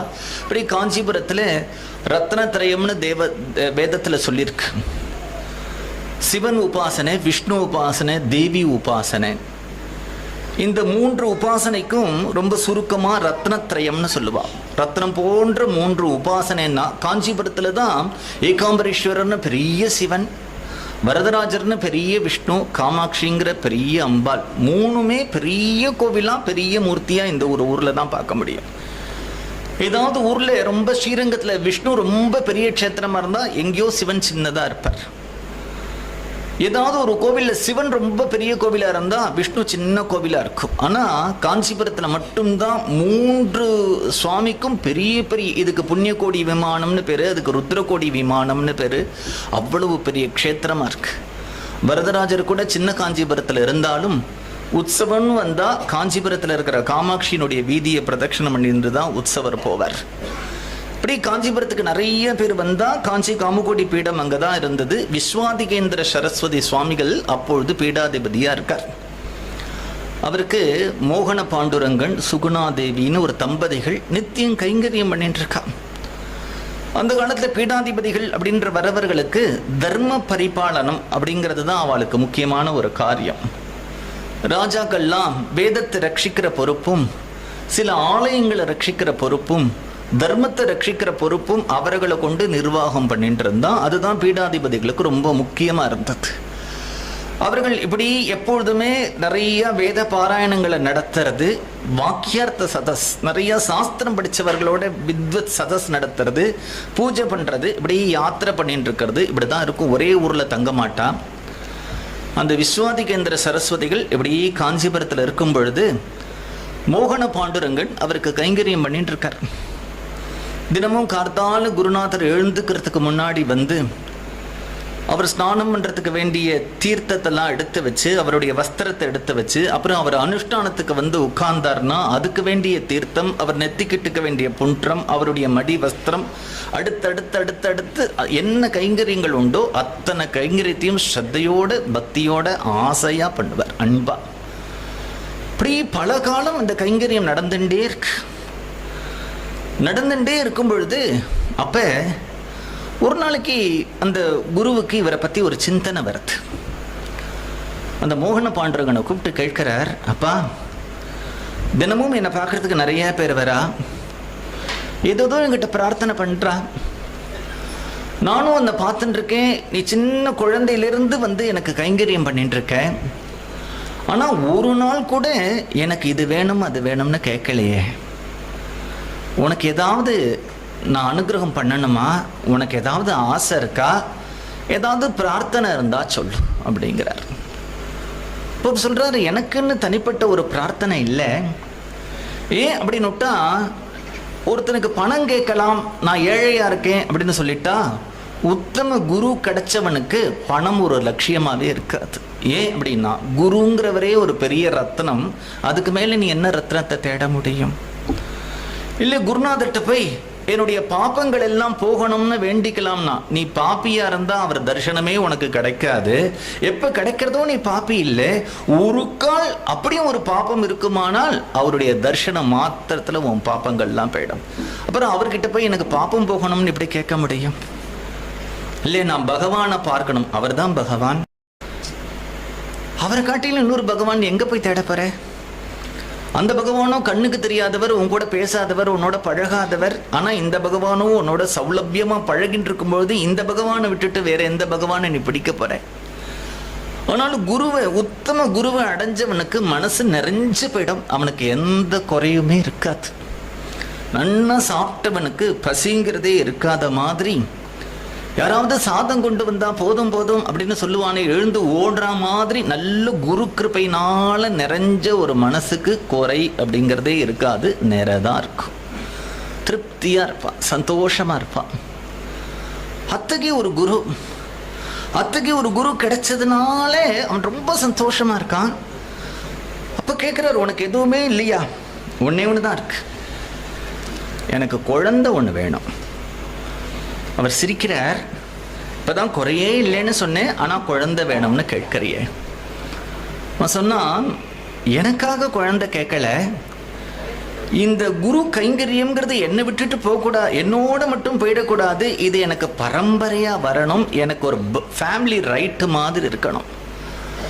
நான் போனதுக்கு பிறகும் உங்களுக்கு கைங்கரியம் பண்றதுக்கு ஒரு குழந்தை வேணும், அதுக்காக தான் குழந்தை கேட்கிறேனே தவிர எனக்கு குழந்தை இல்லைன்னா இப்ப என்ன ஆக போறது? நான் ஏதோ கர்மாக்கள் பண்ணி அதனால நான் நல்ல கதி போகணுங்கிறது இல்லை, உங்களை அடைஞ்சதுனாலேயே நான் மோட்சத்துக்கு தான் போக போறேன். உங்களுக்கு தொடர்ந்து கைங்கரியம் பண்றதுக்கு எனக்கு அதுக்கு தகுந்தால் போல ஒரு குழந்தை பிறக்கணும்னு கேட்ட உடனே ஒரு மனசு ரொம்ப குளிர்ந்து போயிடுது. சந்தோஷமா பக்கத்துல ஒரு பழம் இருந்தது, சத் சந்தானம் ஏற்படும் அப்படின்னு அனுகிரகம் பண்ணி கொடுத்தார். மகான்களுடைய வாக்கு சத்தியமாயிடும் இல்லையா? சுகுணாதேவி கர்ப்பவதியானா, அவர்கள் எதிர்பார்த்த மாதிரியே குரு பூர்ணிமா அன்றைக்கு அவர்களுக்கு கிருஷ்ண விக்கிரகம் ஆட்டும் ஒரு குழந்தை பிறந்தது. அந்த குரு பூர்ணிமா அன்னைக்கு அந்த குழந்தை பிறந்திருக்கு இல்லையா, பிறந்ததுலேருந்து இவர்களுக்கு ஒரு ஆசை, நல்ல குரு குடும்பத்துல ஒரு குழந்தை பிறந்தா அந்த குழந்தைய அவர்களுக்கு முதல்ல ஆசை என்னன்னா, எப்ப குருநாதருடைய திருவடியில கொண்டு போய் போடுவோம், எப்ப குருநாதருடைய திருவடியில போய் கொண்டு போய் போடுவோம். எல்லா வாளுக்கு தெரியும், நம்ம சொல்லி தெரியணும்னே அவசியம் இல்லை. ஏன்னா அது என்ன குழந்தை பிறக்க போறது, யார் வந்து பிறக்க போறான், அந்த குழந்தைக்கு என்ன பேரு எல்லாமே தெரியும். மகான்களோட பழகினவர்களுக்கு இதை பல சம்பவங்கள்னால நம்ம புரிஞ்சுக்க முடியும். இது விஸ்வாதிகேந்திர சரஸ்வதி சுவாமிகளோட சரித்திரம் இப்படி இருக்கட்டும். இதே மாதிரி பெரிய பெரிவாளுக்கு விஸ்வநாத ஒருத்தர் கைங்கரியம் பண்ணிட்டு இருந்தார். அவருடைய ஒய்ஃப்க்கு பட்டுமாமின்னு பேரு. ரொம்ப நாளும் குழந்தை இல்லை அவர்களுக்கு. பெரிவா அனுகிரகத்தில் ஒரு குழந்தை பிறக்கிறதுக்கு கர்ப்பவதியா இருந்தா. அந்த மாமிக்கு அப்ப ராத்திரி ஒரு கனவு. அந்த கனவுல சோளிங்கர் நரசிம்மர் தரிசனம் கொடுக்கிறார். இந்த மாமி கையில குழந்தை பிறந்திருக்கிற மாதிரியும் அந்த குழந்தையே அந்த நரசிம்மர் கையில வாங்கிட்டா மாதிரியும் சொப்பனம். இந்த மாமி அழறா, அந்த குழந்தை எங்கிட்ட கொடு, எங்கிட்ட கொடு, எங்கிட்ட கொடுன்னு நரசிம்மர்கிட்ட சண்டை போடுறான். அந்த நரசிம்மர் சொல்றார், இந்த குழந்தைக்கு நிருசிம்மன்னு பேர் வைக்கிறேன்னு சொல்லு, குழந்தைய தரேன் அப்படிங்கிறார். அதற்கு சொல்றான், இல்லை இல்லை, எங்க குடும்பத்துல குழந்தை பிறந்ததுன்னா நாங்க சந்திரமௌலி இல்லை சந்திரசேகரன் தான் பேர் வைப்போம், நாங்க வேற பேர்லாம் வைக்க முடியாது, நீ குழந்தைய கொடு. கடைசியா வேற வழி இல்லாம இந்த மாமி சரி நீ சொல்ற பேரை வைக்கிறேன் அப்படின்ட்டு வாங்கிட்டா குழந்தைய. இந்த கனவு தன்னுடைய கணவர்கிட்ட சொன்னா. குழந்தை பிறந்தது. அப்ப பெரியவா வேற ஏதோ ஒரு ஊர்ல கேம்ப் இருந்தா. இந்த காலம் மாதிரி போன்லாம் ஃபெசிலிட்டிஸ் கிடையாது. அப்புறம் எல்லாரும் தீர்மானம் பண்ணி இப்ப கனவுல நரசிம்மரே அப்படி சொல்லியிருக்கிறதுனால நிருசிம்மன்னு பேர் வச்சிருவோம். அப்புறம் பெரியவாள்கிட்ட போய் சொல்லிட்டு அவர் என்ன சொல்றாரோ அது மாதிரி பண்ணிக்கலாம் அப்படின்னு இந்த குழந்தைக்கு நிருசிம்மன் பேர் வச்சான். அந்த மாமி தவிக்கிறா. இப்ப இந்த தீட்டெல்லாம் போய் குழந்தைய தூக்கிட்டு போய் பெரியவாளுடைய சரணத்துல போடுவோம் அப்படின்னு தவிச்சுன்னு இருக்கா. அந்த நாள் வந்தது. குழந்தைய பெரியவாளுடைய சரணத்துல போட்டுட்டு இந்த விஷயத்த சொல்ல ஆரம்பிக்கும் பொழுது பெரியவா சொல்றா, அவன் தான் பேர் வச்சுட்டே பிறந்திருக்கானே நிருசிம்மனா அப்படின்னு விட்டார். அதாவது இவ ஒண்ணுமே சொல்லல, அவன் தான் பேர் வச்சுட்டே பிறந்திருக்கானே, சொப்பனத்துல வந்தது முதற்கொண்டு பேர் வச்சுட்டே பிறந்திருக்கானே. அடுத்ததான் நிருசிம்மனா தீர்காயில ஆரோக்கியமா சௌக்கியமா இருப்பான் அப்படின்னு விட்டார். இதுக்கு மேல என்ன சொல்ல முடியும்? ஸோ எல்லாமே அவர்களுக்கு தெரியறது. ஆனா தெரியாத மாதிரி இருப்போம். ஒருத்தர் தன்னோட ஜென்மாந்திரத்துல தொடர்புடையவர் அப்படின்னா அதை வேற மாதிரி இண்டிகேட் பண்ணிடுவா, அதை முழுக்கவும் சொல்ல மாட்டான். ஒருத்தர் பெரியவாழ்கிட்ட ஒருத்தர் முதல்ல தரிசனத்துக்கு வரார். கூட கைங்கரியம் பண்றவனை கூப்பிட்டார். இவனை தெரியலையாடா, இவனை தெரியல, நமக்கு ரொம்ப வேண்டியவனாச்சு, அவன் தாண்டா இவன் அப்படின்னு சொல்லிட்டு போயிட்டார். அவ்வளவுதான். ஆனா அது யாரு என்னன்னு இன்னி வரைக்கும் தெரியாது. இப்படியா சில விஷயங்களை அவர்கள் ஒரு சொல்லியும் சொல்லாம, ஆனா நமக்கு ஏதோ ஒரு விஷயத்துல ஒரு விதத்துல அதை புரியும். அப்படியா இந்த குழந்தை பிறந்தது. இந்த குழந்தைக்கு என்ன பேர் வைக்கிறதுன்னு பார்த்தா புருஷோத்தமன் அப்படின்னு பேர் வச்சான். புருஷோத்தமன் பேர் வச்சுட்டு இந்த குழந்தை வளர்ந்துன்னு இருக்கு. விஸ்வாதிகேந்திர சரஸ்வதி சுவாமிகளோ அப்படி யாத்திரை போயிருக்கார். திருப்பி காஞ்சிபுரம் வந்தார். அப்ப இந்த மோகன பாண்டுரங்கன் குரு கைங்கரியத்துக்கு போகும்பொழுது இந்த குழந்தை நானும் வரேன்னு அடம் பிடிக்கிறது. அந்த குழந்தைக்கு நெத்தியெல்லாம் இட்டு விட்டு இடுப்புல ஒரு பட்டு சுத்தி விட்டு அப்பாவுடைய கையை பிடிச்சிட்டு குடுகுடுன்னு ஓடி வருது. சுவாமிகள் உட்கார்ந்துட்டு இருக்கார். அப்பா 4 தரம் சேவிச்சார்னா இந்த குழந்தைய 4 தரம் சேவிக்கிறது. குருநாதர் கிட்ட கை கட்டிண்டு வாய் பொத்திண்டு நின்னார்னா இந்த குழந்தைய அப்படி நிற்கிறது. அப்ப அப்பா என்ன பண்றாளோ அத்தனையும் பண்றது. சுவாமிகள் அந்த குழந்தையே பார்க்கிறார். பார்த்தா கிருஷ்ண விக்கிரகம் மாதிரி இருக்கான். முகத்துல அப்படி ஒரு தேஜஸ், கண்கள்ல ஒரு ஒளி. இந்த குழந்தைய பார்த்து அவ அப்பாட்ட கேட்கிறார், இந்த குழந்தை யாரு அப்படிங்கிறார். அப்ப அப்பா சொல்றார், தேவரீருடைய குழந்தை தான். என்ன சொல்ற? உங்க அனுகிரகத்தினால பிறந்த குழந்தை உங்க குழந்தை தானே. நீ சொல்றியே, இவனை எனக்கே கொடுத்துடுவியா அப்படின்னார். கொடுத்துடுவேனே, இந்த குழந்தை மடத்திலேயே வளரட்டும்.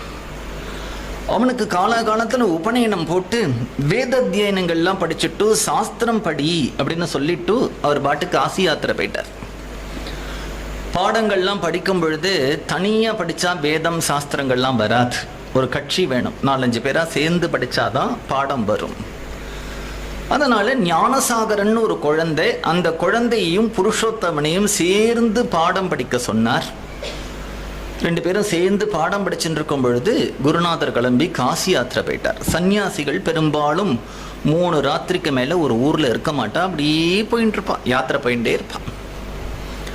சன்னியாச தர்மம். ஒரு ஊரில் ரொம்ப இருந்தால் அவளோட கலந்து பழகக்கூடிய ஒரு சந்தர்ப்பம் வந்துடும் அப்படிங்கிறதுனால, பந்தங்கள்லாம் வந்துடக்கூடாதுங்கிறதுனால யாத்திரையிலேயே இருந்துருப்பா. ஏதாவது உடம்பு முடியல, இனிமேல் யாத்திரை போக முடியாதுன்னா ஒரு க்ஷேத்திரத்தில் போய் தங்கிடுவா. ஒரு மகா க்ஷேத்திரத்தில், காசி போன்ற க்ஷேத்திரங்களில் போய் தங்கிடுவா. அப்படி இவர் கிளம்பி காசிக்கு போயிட்டார். விஸ்வாதிகேந்திர சரஸ்வதி 2 குழந்தையும் பாடம் படிக்கிறது இல்லையா. ஞானசாகரன் பாடம் படிக்கிறான். ஆனால் அந்த புருஷோத்தமனுக்கு இந்த பாடத்திலேயே புத்தி போகலை. அவனுக்கு எப்போ கண்ணு முடிந்தாலும் குருநாதருடைய ரூபம்தான் தியானத்தில் வருது. குருநாதர் தான் கூட பேசினதெல்லாம் ஞாபகத்தில் வருது. அவனுக்கு தோன்றது, இந்த சரீரம் எடுத்ததே குருவுக்கு கைங்கரியம் பண்ணுறதுக்கு தானே, அவர் ஒரு இடத்துல நாம ஒரு இடத்துல உட்கார்ந்துட்டு என்ன பிரயோஜனம்னு தோன்றது. அவனுக்கு எதுலேயுமே புத்தி போகலை. அதனால ஞானசாகரனை கூப்பிடுறான், நம்ம 2 பேரும் காசிக்கு போயிடலாமா அப்படிங்கிறான். அந்த குழந்தை சொல்கிறது, காஞ்சிபுரம் எங்கே இருக்குது, காசி எங்கே இருக்குது, எப்படிதான் போக முடியும் அப்படின்னா. அந்த குழந்தை சொல்கிறது, மனசில் ஆசைன்னு இருந்ததுன்னா தூரம் தெரியாது. எந்த விஷயத்தில் ஆசை இல்லையோ அப்போ தான் நமக்கு தூரம், அதை பற்றியான கஷ்டங்கள்லாம் தெரியும். நீ வரதுன்னா வா, நான் போக போகிறேன். தனியாக போகாதே, நானும் உன் கூட வரேன். இந்த ஞானசாகரனும் இந்த குழந்தையும் நடந்து நடந்து நடந்து காஞ்சிபுரத்திலேருந்து காசி எவ்வளவு தூரம் இருக்குது, இத்தனை கிளைமேட், இவ்வளவு பிரதேசங்கள், நடந்து நடந்து கிளம்புறது சின்ன குழந்தைகள். கிளம்பும் பொழுது அங்கங்கே மழை பெய்யறது, அங்கே வெயில், அங்கே ஆகாரம் இல்லை, உடம்பு வியாதி வருது. இப்படியே கஷ்டப்பட்டு போகிறது. போகும் பொழுது ஒரு ஊரில் இந்த ஞானசாகரன் சொல்கிறான், சாஸ்திரத்தில் ஜோதிஷம்ங்கிறது ஒரு சாஸ்திரம்தான். அந்த ஜோதிஷத்தில் ஒரு வேத அத்தியனம் பண்ணதுக்கப்புறம் சில பேர் மீமாம்சை படிப்பா, சில பேர் தர்க்க சாஸ்திரம் படிப்பா, சில பேர் காவிய சாஸ்திரம் படிப்பா, சில பேர் வியாக்கரணம் படிப்பா, சில பேர் ஜோதிஷம் படிப்பா. அந்த மாதிரி ஞானசாகரன் ஜோதிஷம் படிக்கக்கூடிய ஒரு பையன். அந்த பையன் சொல்கிறான், நம்ம கிளம்பின ஒரு நேரம் இருக்குது பற்றியா, அந்த முகூர்த்தம், அந்த முகூர்த்தத்துக்கு நான் ஒரு கட்டம் போட்டேன். அதை பார்த்தா எனக்கு என்ன தோன்றதுன்னா, எனக்கு ஒரு பயம் வருதுரா. நீயும் நானோ யாரோ ஒருத்தர் தான் காசிக்கு போவோம், வழியில் ஒருத்தர் பகவானுடைய திருவடியை அடைஞ்சுடுவோம். 2 குழந்தைகள் பாவம், 2 அழறது. அழுதுண்டு இன்னொரு குழந்தை சொல்கிறது, நீ இல்லாமல் நான் அப்படிடா காசிக்கு போவேன். நீ இல்லாட்ட மட்டும் நான் போவேனா. 2 பேரும் கட்டிண்டு அழுது ஒரு சத்தியம் பண்ணிக்கிறா. யார் பகவானுடைய திருவடியை அடைய போகிறோம்னு தெரியலை. யார் ஒருத்தர் அடைஞ்சிட்டோமோ மீதி இருக்கிறவர் காசியில் போய் குருநாதரை தரிசனம் பண்ணிட்டு கங்கையில் போய் உயிரை விட்டுடுவோம். நீ எந்த லோகத்தில் இருக்கியோ அங்கே நான் வந்து விடுறேன். குழந்தைகள் ஒரு ஸ்நேகத்தினால அப்படி ஒரு பிரதிஜை பண்ணிட்டான். 2 குழந்தைகளும் போகும்பொழுது இந்த நர்மதா நதிக்கரையில் ஞானசாகரன் பகவானுடைய திருவடியை அடைஞ்சான். புருஷோத்தமன் பார்த்து அழறார். அவருக்கு நல்ல விரக்தி ஏற்படுறது. இப்போ யாரோ ஒருத்தருடைய மரணத்தை கேள்விப்பட்டு ஏற்படுற விரக்தியை காட்டிலும் நம்ம கூடயே படுத்துண்டு, நம்ம கூடயே சாப்பிட்டு, நம்ம கூடயே தூங்கி, நம்ம கூடயே பேசி ஓடி ஆடி இருந்தவன் இன்றைக்கு எதுவும் இல்லாத ஒரு கட்டை போல கிடக்கான். சித்த நாளில் அவனை கொண்டு போய் பஸ்மம் ஆக்கிட போறோம்னு நேர பார்க்கும் பொழுது அந்த விரக்தி மனசுல நன்னா பிடிப்படும். அப்படிதான் பிடிபட்டது. அத்தகைய விரக்தியோடையே குருவை பார்க்கறதுக்கு காசிக்கு போறார். ஆச்சரியப்படுறார் குருநாதர். காஞ்சிபுரம் எங்க இருக்கு, காசி எப்படி இருக்கு, நீ எப்படி தனியா வந்தே, உன் கூட யார் வந்தா, எல்லாம் விசாரிச்சார். அந்த குழந்தை சொல்றது, எனக்கு ஒரு அனுமதி கொடுக்கணும். என்ன அனுமதி? கங்கையில விழுந்து உயிரை விட்டுட போறேன். இதுக்கு போய் எந்த குருவாவது அனுமதி கொடுப்பாரா? என்ன பேசுற நீ? இல்ல, நீங்க தானே சொல்லியிருக்க சத்தியம், பிரதிஜை, ஒரு சங்கல்பம் பண்ணிட்டேனா, என்னுடைய ஸ்நேகிதன் உயிர் ஸ்நேகிதன்கிட்ட சொல்லியிருக்கேன்னா, இந்த மாதிரி யாராவது ஒருத்தர் பகவானுடைய திருவடியை அடைஞ்சுட்டா மீதி இருக்கிற ஒருத்தரும் குருநாதரை தரிசனம் பண்ணி கங்கையில் உயிரை விட்டுடுறது அப்படின்னு சொல்லியிருக்கேன் அப்படிங்கிறார். உடனே குருநாதர் சொல்றார், நான் சொல்றதை கேளு, பிரதிஜையும் விடக்கூடாது, சத்தியத்தை காப்பாற்றணும். அதே சமயத்தில் நீ என்ன நினைச்சிட்டு இருக்க, உன்னை பற்றி நீ சாதாரண ஒரு குழந்தை இல்லைப்பா, நீ ஒரு அவதார புருஷன்.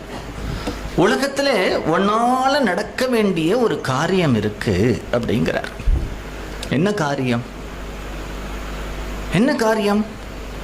இதற்கு முன்னாடி இப்ப ஆதிசங்கருடைய சரித்திரத்தை ஆரம்பிக்கும் பொழுதே பிரஸ்தான திரயத்துக்கு பாஷ்யம் பண்ணினார், கீதைக்கு பாஷ்யம் பண்ணினார், உபனிஷத்துக்கு பாஷ்யம் பண்ணினார், பிரம்மசூத்திரத்துக்கு பாஷ்யம் பண்ணினார், அப்படின்லாம் சொல்லிட்டு வந்தேன் இல்லையா? ஆனா அதற்கு முன்னாடியிலிருந்து எவ்வளவோ பக்தர்கள் சில கிரந்தங்கள் ஸ்மிருதிகள் கூட பகவன் நாமத்தினுடைய பெருமையை சொல்லிட்டே இருக்கு.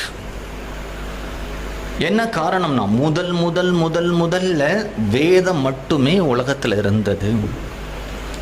வேதத்தை தவிர யாருமே ஒரு கிரந்தம் பண்ணவே இல்லை. நோ அதர் டெக்ஸ்ட் ஆர் ஏதாவது ஒரு காவியமோ புராணமோ இதிகாசமோ இல்லைன்னா ஒரு ஸ்தோத்திரமோ வேதத்தை தவிர பாடல்களோ இல்லாமல் இருந்தது. வேதம் மட்டும்தான் இருந்தது. வேதத்துக்கு அப்புறம் வேதத்தை தவிர இன்னொன்று வந்ததுங்கிறது ராமாயணம் தான் முதல்ல ஆரம்பிச்சது. அதனாலதான் ராமாயணத்துக்கே ஆதி காவியம் அப்படின்னு பேர். ராமாயணம் வந்த பிறகு மகாபாரதம் வந்தது, இதிகாசம், அப்புறமா நிறைய ஸ்தோத்திரங்கள் வந்தது, பாகவதம் போன்ற புராணங்கள் வந்தது பின்னாடி. அதுக்கு முன்னாடி வேதத்துக்கு தவிர ஒரு கிரந்தம் பண்றதான்னு எல்லாரும் பயந்துட்டு இருந்தா யாருமே வேதத்தை தவிர வேற ஒரு கிரந்தங்கள் பண்ணல. முதல் வால்மீகி தான் வேதத்தை தவிர ஒரு கிரந்தம் பண்ண ஆரம்பிச்சார். அதை தொடர்ந்து இன்னி வரைக்கும் வந்துட்டு இருக்கு. அதே மாதிரி வடமொழியான சம்ஸ்கிருதத்தை தவிர வேற எந்த மொழியிலையும் பகவானை பத்தி யாருமே எழுதவும் இல்லை, பாடவும் இல்லை. தெய்வத்தை கொண்டாடணும் அப்படின்னா வடமொழியில தான் கொண்டாடணும். தெய்வத்தை பத்தி எழுதினா வடமொழியில தான் எழுதணும் அப்படின்னா இதை முதல்ல ஒரு பிரதேச பாஷை நம்ம என்ன ஒரு மொழியில பேசுறோமோ எது தாய்மொழியா இருக்கோ அந்த மொழியிலேயே இறைவனை பாடலாம்னு ஆரம்பிச்சது முதல் 3 ஆழ்வார்கள் தான் உலகத்திலேயே, இந்தியாவிலேயே. அந்த முதல் 3 ஆழ்வார்கள் தமிழ்ல இறைவனை பாடின பிறகு பிற்காலத்துல வந்த ஆழ்வார்களும் நாயன்மார்களும் பாட ஆரம்பிச்சா. அதற்கு பிறகு பத்ராஜல ராமதாசர், தியாகராஜர், ஜெயதேவர், துக்காராம், நாமதேவர் அவர்களுடைய தாய்மொழியில பாட ஆரம்பிச்சா. அதற்கு முன்னாடி வரைக்கும் எல்லா டெக்ஸ்டும் சான்ஸ்கிரிட்ல தான் இருந்தது. இவ்வளவு ஆழ்வார்களும் இவ்வளவு நாயன்மார்களும் இவ்வளவு தர்மசாஸ்திரங்களும் இவ்வளவு புராணங்களும் பகவன் நாமத்தினுடைய பெருமையை சொல்லியிருக்கு. இப்ப நாயன்மார்களுடைய பதிகங்கள்லாம் எடுத்து பார்த்தா எவ்வளவோ நமசிவாயங்கிற நாமத்தினுடைய பெருமையை சொல்றது. காதலாகி கசிந்து கண்ணீர் மல்கி ஓதுவார் தம்மை நன்னெறி குய்ப்பது வேதம் 4 மெய்ப்பொருளாவது நாதன் நாமம் நமசிவாயவே சிவசிவ என்றிட தீவினை மாலும். அப்படி நிறைய இருக்கு. நமசிவாயத்தை அங்கங்க வச்சு பாடினா கூட மாணிக்க வாசகர் அதனுடைய சிகரமா சிவபுராணத்தை ஆரம்பிக்கும் பொழுதே பஞ்சாட்சரத்தோடு ஆரம்பிக்கிறார். நமசிவாயம் வாழ்க, நாதந்தால் வாழ்க அப்படிங்கிறார். ஆழ்வார்களுடைய 4000 பாடல்களையும் திரும்பி திரும்பி திரும்பி திரும்பி நாமத்தை பத்தியே சொல்றான். ஓங்கி உலகளந்த உத்தமன் பேர் பாடி கேசவனை பாடவும் நீ கேட்டே கிடத்தையோ, பார்க்கடலில் பையத்துயின்ற பரமன் அடிபாடி 4000த்துல மட்டும் அவ்வளவு நாமத்தை பத்தி வருது. நிறைய இடத்துல வருது. நான் திருப்பாவையிலிருந்து சொன்னேன், அவ்வளவுதான். இவ்வளவு ஆழ்வார்களும் இவ்வளவு நாயன்மார்களும் நிறைய நாமத்தை பாடியிருக்கா. பத்ராஜல ராமதாசர் பாடியிருக்கார், தியாகராஜர் பாடியிருக்கார், ஜெயதேவர் பாடியிருக்கார். வேதத்தினுடைய சாரமா இருக்கக்கூடிய தர்மசாஸ்திரங்களே நிறைய நாமத்தினுடைய பெருமையை சொல்றது. செவனர்னு ஒரு ரிஷி, அந்த செவனர் சொல்றார், ஸ்ருதி ஸ்மிருதி புராணேஷு ராமநாம பிரகீர்த்திதம் தன்னாம கீர்த்தனம் பூயகா தாபத்ரய விநாசனம் அப்படிங்கிறார். எது வேதமோ எது தர்மசாஸ்திரமோ எது புராணங்களோ எல்லாத்தினுடைய சாரமுமே ராமநாமம் தான் அப்படின்னு சொல்றார். இப்படி நிறைய ஸ்மிருதிகள்ல சொல்றது. யார் ராமா கிருஷ்ணான்னு சொல்றானோ அவனுக்கு ராஜசூயம்ங்கிற யாகத்தை 1000 தரம் பண்ணின ஒரு பலன் இருக்கும் அப்படின்னு சொல்றது. இன்னொரு ஸ்மிருதி சொல்றது, யாராவது பகவன் நாமாவை சொன்னா அவன் நாக்குல தேனை தடவு அப்படின்னு சொல்றது. இப்படி நிறைய இருக்கு. இவ்வளவு வேதமும் இதிகாச புராணங்களும் ஸ்மிருதிகளும் பின்னாடி வந்த பக்தர்களும் நாமத்தினுடைய பெருமையை திரும்பி திரும்பி திரும்பி திரும்பி சொல்லிட்டு இருந்தா கூட ஏனோ சில பேருக்கு இந்த நாமத்து மேல நம்பிக்கை இல்லை. அவர்களெல்லாம் என்ன பண்ணினா அப்படின்னா, இந்த நாமம்லாம் ஒன்றும் படிக்காதவனுக்கு, எதற்குமே லாயக்கில்லாதவனுக்கு, நாங்கள்லாம் ரொம்ப பெரிய இன்டலெக்ட், நாங்கள்லாம் சாஸ்திரம் படிப்போம், இல்லைன்னா கர்மாக்களை பண்ணுமே தவிர இந்த நாமத்துக்கெலாம் நாங்கள் வரமாட்டோம். அது மட்டும் இல்லாமல் நாமத்தை சொல்கிறவாளெல்லாம் வேற பரிகாசம் பண்ணுவோம். நாமம் வேணா அஜாமிலனுக்கு இருக்கலாம், நாமம் வேணா கஜேந்திரன்ற ஒரு யானைக்கு இருக்கலாம், இல்லைன்னா கணிக்கைங்கிற ஒரு பெண்ணுக்கு இருக்கலாம். எங்களுக்கெல்லாம் நாமம் வேண்டாம், நாங்கள்லாம் பிரம்ம விசாரம் பண்ணுவோம், இல்லைன்னா யாக யஜ்ஞாதிகள் பண்ணுவோம் அப்படிங்கிற நாமத்து மேலே எல்லாருக்கும் ஒரு அலட்சியம் இருந்தது. அப்போ விஸ்வாதிகேந்திர சரஸ்வதிகள் பார்க்குறார், அவருக்கு நல்ல ஞான திருஷ்டி இருக்கு இல்லையா, திவ்ய சக்ஷுனாலே இந்த உலகம் எப்படி போக போகிறதுன்னு பார்க்குறார். இப்போ இந்த உலகம் போகக்கூடிய ஒரு சூழ்நிலையை ஒட்டி அதற்கு ஒட்டின ஒரு தர்மத்தை கொடுக்கணும். கர்மா அப்படின்னு விதிச்சுட்டோமானால் இன்றைய ஒரு காலகட்டத்தில் நாம் எல்லாருக்கும் கர்மா பண்ணணுங்கிற ஆசை இருந்தால் கூட காலம் உங்களை பண்ண விடாது, அதற்கான ஒரு சூழ்நிலை இல்லை. சரி, தியானம் பண்ணலாம் அப்படின்னு விட்டா மனசை அடக்கிற சாமர்த்தியம், சித்த நாழி உட்காந்துட்டா சித்தத்திலேருந்து அப்படி எண்ணங்கள் கிளம்புறது. ஒரு ரூம்ல சின்னதாக ஒரு சாம்பிராணி புகையை போட்டால் அந்த ரூம் முழுக்க புகை வரா மாதிரி சித்தத்திலேருந்து எண்ணங்கள் அல அல அல அலையா கிளம்பின்னு இருக்கு. நம்மள மாதிரி ஏதோ சத்சங்கம் நாமா குரு இப்படி இருக்கிறவா நிலைமையே இப்படி இருக்குன்னா அப்புறம் சாதாரண ஜனங்களுடைய நிலைமை எப்படி இருக்கும்? சித்தத்தை அடக்கிறதுங்கிறது பேசலாமே தவிர நடக்க முடியாது. பிரம்ம விசாரம் அப்படின்னு விட்டா, பிரம்ம விசாரம், பிரம்மம், பிரம்மத்துக்கு இன்னொரு பேர் பிரமம், பிரமம்னு ஒரு பேர் வரும். அது ஏதோ சுலபம் மாதிரி, நாளைக்கே நமக்கு கார்த்தால எழுந்து கண்ண மூடின உடனே ஆத்மா தெரிஞ்சிற மாதிரி ஒரு பிரமம் தட்டும். ஆனால் வைராக்கியசாலிகளுக்கே அது ரொம்ப கஷ்டம். அது யாரோ ஒருத்தருக்கு, கோடியில் ஒருத்தருக்கு. ஆனால் அதை தெரிஞ்சுக்கிறதுல தப்பு இல்லை. நாம் எதை அடையணும், எது லட்சியம் அப்படின்றத எல்லாம் தெரிஞ்சுக்கணுமே தவிர நாளை காலத்தால் நம்ம தான் பெரிய ரமண மகர்ஷிகள் அப்படிங்கிற ஒரு எண்ணம் வரக்கூடாது. அதுதான் அங்கே தப்பாக போய்டுறது இல்லையா? அது அடைய வேண்டியது, அது ரொம்ப சிரமம், ஆனாலும் அதுதான் சத்தியம். அது தெரிஞ்சுக்கணும். அதாவது நம்ம நிறைய விஷயங்களை தெரிஞ்சுட்டாதான் நமக்கு ஒரு கிளாரிட்டி கிடைக்கும். Which is right, which is wrong, நம்ம எந்த பாதையில் போகணுங்கிற ஒரு கிளாரிட்டி ஏற்படும். அதனால் அதெல்லாம் தெரிஞ்சுக்கணுமே தவிர அதெல்லாம் தெரிஞ்சுக்கிறதுனால நமக்கு யோகியதை இருக்குங்கிறதோ, நம்ம அதில் பிரவேசிச்சிட முடியுங்கிறதோ, நம்ம அதை ரொம்ப ஜாக்கிரதையாக தான் நம்ம புரிஞ்சுக்கணும். ஏன்னா ஒரு 50-100 வருஷத்துக்கு முன்னாடி தமிழ்நாட்டில் எடுத்துட்டாலே பிரஸ்தானத்திரயம் படித்த வித்வான்களே ஒரு 1000 பேர் இருப்பாங்க. நல்ல வித்வான்கள். வேப்பத்தூர் சாஷில் இருந்தார், போலகம் ராமா சாஷில் இருந்தார், SRK இருந்தார், இது மாதிரி 1000 பேர் இருந்தா.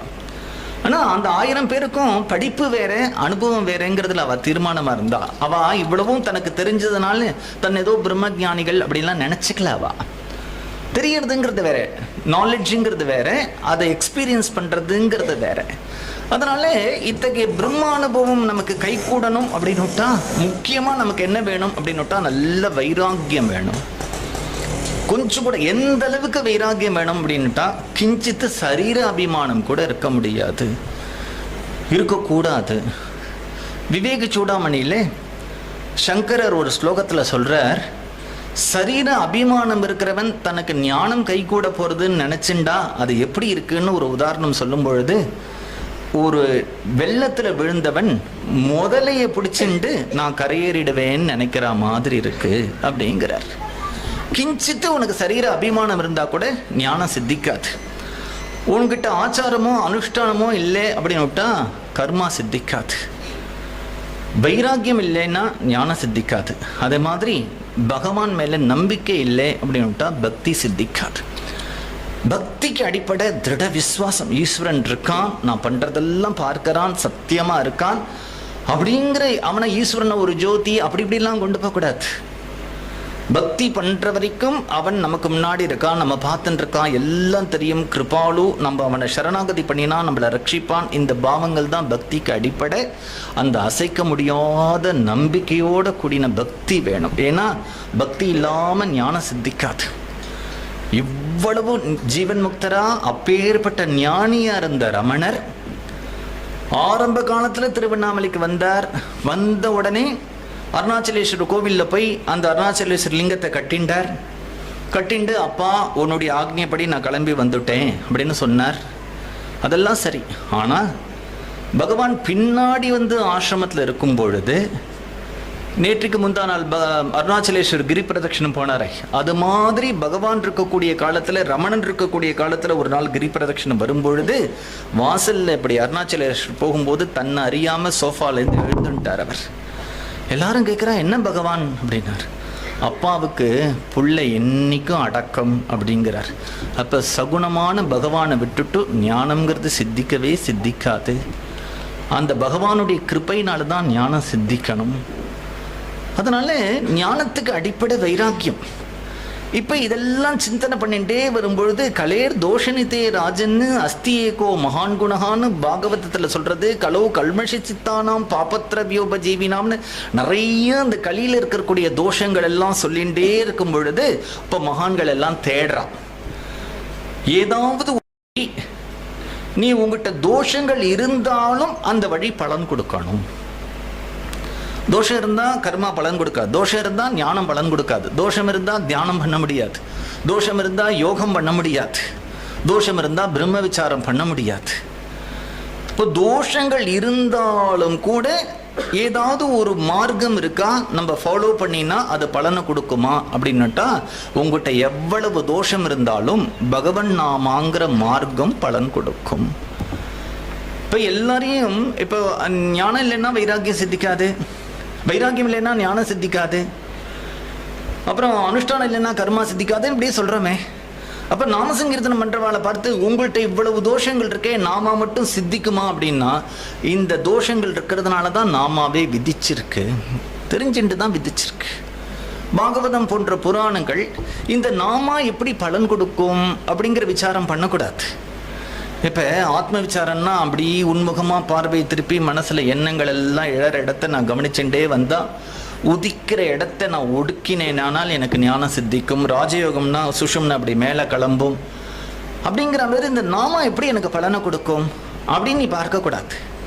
ஏன் அப்படின்னா, இப்போ ஒரு சாஸ்திரிகள் வர்றார், ஒரு கணபதி ஹோமம் பண்ணுறார், கொழக்கட்டையை போடுறார், பிள்ளையார் சாப்பிட்றார், நீ பார்த்தியா இல்லை அவர் தான் பார்த்தாரா? ஆனால் பண்ணிட்டு இருக்கோம். ஏன் பண்ணுறோம்னா, தஸ்மா சாஸ்திரம் பிரமாணந்தே, சாஸ்திரத்தில் சொல்லியிருக்கு அது சத்தியம். அந்த மாதிரி நாமா சொன்னால் உனக்கு பகவானுடைய கிருப்பை கிடைக்குங்கிறது சாஸ்திர பிரமாணமாக இருக்கிறதுனால அது யாரும் ஒருத்தர் சொன்ன விஷயம் இல்லை. எல்லா சாஸ்திரங்களும் நாம சங்கீர்த்தனம் எஸ்ய சர்வ பாப பிரணாசனம் பிரணாமோ துக்கசமனஹா தம் நமாமி ஹரிம்பரம்னு பல மகான்கள் பல சாஸ்திரங்கள் சொல்லியிருக்கிறதுனால இந்த கலிக்கு ஒரு உகந்த தர்மம் நாமம். அதனால விஸ்வாதிகேந்திர சரஸ்வதி போதேந்திரால், அவர் தான் புருஷோத்தமன் தான் பகவன் நாம போதேந்திரால், அவரை பார்த்து சொல்றார், உன்னால இந்த யுகத்தில் ஒரு காரியம் ஆகணும், நீ அவதார புருஷன், உன்னால என்ன காரியம் ஆகணும் அப்படின்னு விட்டா, இந்த நாமத்தை யாரும் ஏன் நம்ப மாட்டேங்கிறா? சித்தாந்தம் பண்ணல. அத்வைத சித்தாந்தம் இருக்கு, துவைத சித்தாந்தம் இருக்கு, விசிஷ்டாத்வைத சித்தாந்தம் இருக்கு, சுத்தாத்வைத சித்தாந்தம் இருக்கு, சிவாத்வைத சித்தாந்தம் இருக்கு, இப்படி பல சித்தாந்தங்கள் இருக்கு. இவ்வளவு சித்தாந்தங்கள் இருக்கும்போது பகவன் நாம சித்தாந்தம், இந்த நாமா அப்படிங்கிறது சாஸ்திர சம்மதம்னு எடுத்து காண்பிக்கணும். இந்த நாமா உன்னை மோட்சத்தில் கொண்டு போய் சேர்க்குங்கிறத எடுத்து காண்பிக்கணும். இதெல்லாம் சாஸ்திர பிரமாணத்தினால் நிரூபணம் பண்ணினாதான் வித்வான்கள் ஏற்றுப்பா. அப்படி வித்வான்களுக்கு சம்மதமாக பண்ணுறதுக்கு தான் சித்தாந்தம்னு பேர். அப்போ இந்த குழந்தைய பார்த்து சொல்கிறார், இந்த பகவன் நாம சித்தாந்தம் பண்ணுறதுக்கு தான் நீ அவதாரம் பண்ணியிருக்க, நீ உயிரை விடக்கூடாது. அப்போ பிரதிஜையை விடலாமான, பிரதிஜையை விடக்கூடாது. இப்போ என்ன பண்ணுறது? உனக்கு சந்நியாசம் தரேன். சந்நியாசம் கொடுத்தேனானால் உனக்கு அடுத்த ஜென்மா மாதிரி அது ஒரு ஜென்மா போயிடுத்து. அப்போ போன ஜென்மா போயிட்டதுங்கிறதுனால இனிமேல் உனக்கு புது பேர் எல்லாமே பழசு, எதுவும் பழசு, அப்பா அம்மா உனக்கு கிடையாது, சகோதர சகோதரிகள் கிடையாது, ஊர் கிடையாது, எதுவுமே கிடையாது. அதனால உனக்கு புனர்ஜென்மா, உன்னுடைய ஸ்நேகிதன்ட்ட நீ பிரதிஜை பண்ணி கொடுத்தா மாதிரி ஆயிடுத்து. நான் எதற்காக உன்னை உலகத்தில் பிறக்க வச்சேனோ அந்த காரியமும் ஆயிடும்னு சொல்லி காசியில் கங்கை கரையிலே அந்த குழந்தைக்கு சந்நியாசம் கொடுத்து பகவன் நாம போதேந்திர சரஸ்வதி சுவாமிகள் அப்படின்னு நாமகரணம் பண்ணுறார். இதில் ஒரு ஆச்சரியம், காமகுடி பீடத்தில் எவ்வளவோ பிரிவாக இருக்கா. ஆனால் எந்த பிரிவால் விஸ்வாதிகேந்திர சரஸ்வதின்னு இருக்கும், சந்திரசேகரேந்திர சரஸ்வதின்னு இருக்கும், மகாதேவேந்திர சரஸ்வதின்னு இருக்கும், ஆனால் யாருக்குமே பகவன் நாம போதேந்திர சரஸ்வதிங்கிற பேர் இல்லை. இவர் பகவன் நாம சித்தாந்தம் பண்ணணுங்கிறதுக்காகவே அவருடைய குருநாதர் அவருக்கு அப்படி ஒரு பேர் கொடுத்துருக்கார். தான் கூடயே கொஞ்ச நாளைக்கு காசியில் தங்க வச்சார். மடத்தினுடைய ஒரு சம்பிரதாயம், எப்படி பூஜை பண்ணணும் எல்லாத்தையும் சொல்லி கொடுத்தார். சொல்லி கொடுத்துட்டு, முக்கியமான வேலை, நீ பகவன் நாம சித்தாந்தம் பண்ணணும் இல்லையா, நீ கிளம்பு, அப்படியே போய் காஞ்சிபுரத்துக்கு வந்துடு, நானும் காஞ்சிபுரத்துக்கு வந்துடுறேன். நேரே இவர் பூரி க்ஷேத்திரத்துக்கு வரார். சப்த மோட்சபுரியில பூரியும் ஒன்று. பூரி க்ஷேத்திரத்தில் லக்ஷ்மிதர கவின்னு ஒரு கவி இருக்கார்.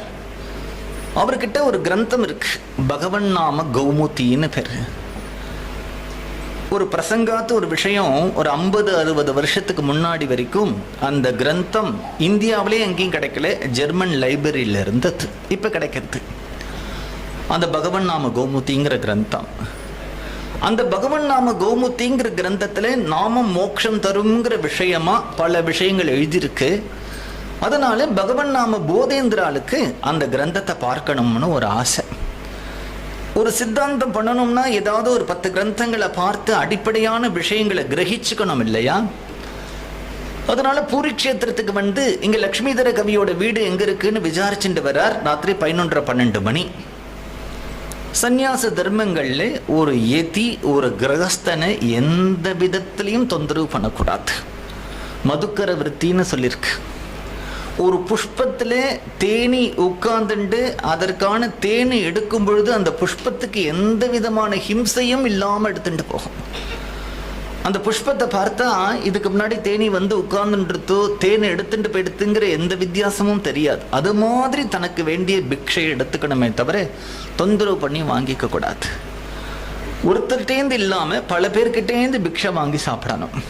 7 வீட்டில் சொல்லியிருக்கு. யதி தர்மங்கள்லாம் பெரிய விஷயம். அதனால அர்த்த ராத்திரில போய் ஒரு குடும்பத்தில் இருக்கிறவாளை தொந்தரவு பண்ணக்கூடாதுங்கிறதுனால அந்த வீட்டு வாசல்ல உட்கார்ந்துட்டு இருக்கார். அப்படியே தண்டத்தை வச்சுட்டு சின்ன குழந்தையா பால சந்நியாசி ஆனவர்த்தமும் வாக்குல ராம ராம ராம ராம ராம ராமன்னு ஜபம் பண்ணிட்டு இருக்கார். பொழுது விடியட்டும் இந்த ஊர்ல இருக்கக்கூடிய லக்ஷ்மிதர கவியை பார்க்கலாம். அப்பொழுது அந்த வீட்டு ஒரு தம்பதிகள் வந்து அர்த்த ராத்திரில கதவை தட்டுறா. கதவை தட்டும் பொழுது லக்ஷ்மிதர கவி ஊர்ல இல்லை, அவருடைய பையன் ஜெகநாத கவி வரா, அவனுடைய தாயார் வரா. அந்த காலத்துல இது மாதிரி லைட் எல்லாம் கிடையாததுனால ஒரு தீபத்தை எடுத்துட்டு வரா. இந்த தம்பதிகள்ல ஒருத்த நல்ல வைதிக வேஷத்துல இருக்கான். அந்த பெண்மணியோ சாதாரண ஒரு பெண் போல இருக்கா. அவன் நடந்த கதையெல்லாம் சொல்றான். நான் தென்னிந்தியாவிலிருந்து வந்தேன், வட இந்தியாவில் சில தீர்த்தங்கள்லாம் போய் ஸ்நானம் பண்ணி ஒரு யாத்திரை பண்ணலான்னு வந்தேன். வந்த இடத்துல மனைவியை காணும், யாரோ தூக்கிட்டு போயிட்டான். நான் ஒரு வருஷம் கழிச்சு திரும்பி வந்தா அவளை பார்த்தேன், என்னுடைய சரணத்தில் வந்து விழுந்தான். இனிமே உங்களோட நான் குடும்பம் நடத்துறதுக்கு லாயக்கில்லை, இருந்தாலும் உங்க வீட்டில் வந்து 10 பாத்திரங்கள்லாம் தேய்ச்சிட்டு பசுமாட்டு கொட்டையில் இருக்கிற சாணியெல்லாம் எடுத்து போட்டுட்டு இருக்கேன் அப்படின்னு கேட்கிறா. அவளை சேர்த்துக்கலாமா கூடாதா, சாஸ்திரம் என்ன சொல்றது அப்படின்னு தெரிஞ்சுக்கிறதுக்கு தான் அந்த தம்பதிகள் ராத்திரி 12 மணிக்கு கதவை தட்டுறான். ஜெகநாத கவி சொல்றான், அப்பா ஊர்ல இல்லை, லக்ஷ்மிதர ஜெகநாத அப்பா ஊர்ல இல்லை, ஆனா அப்பா எனக்கே பாடம் சொல்லியிருக்காரு. இதுக்கு என்ன பிராயச்சித்தம் நான் சொல்றேன். கார்த்தால இந்த பூரி ஜெகநாதருடைய கோவில் பக்கத்துல ஒரு குளம் இருக்கு. அந்த குளத்துல போய் அவளை ஸ்நானம் பண்ண சொல்லும் பொழுது ராம ராம ராம அப்படின்னு 3 தரம் சொல்லிட்டு ஸ்நானம் பண்ண சொல்லுங்க. அப்ப எழுந்து வந்த பிறகு நீங்க அவளோட சேர்ந்து அக்னிஹோத்திரம் பண்ணலாம், உபாசனம் பண்ணலாம், குடும்பமே நடத்தலாம்.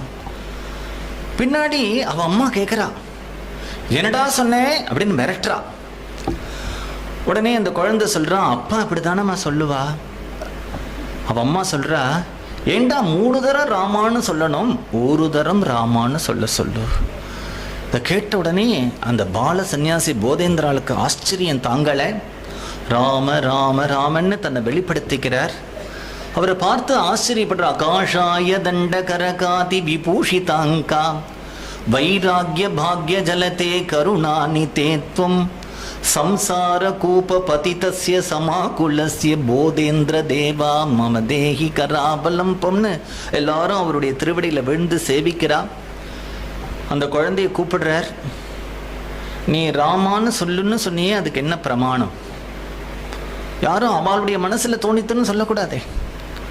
அப்ப பகவன் நாம கௌமுதிங்கிற கிரந்தத்தை எடுத்துன்னு வந்து அந்த ஓலைச்சுவடியை கொடுக்கிறான்.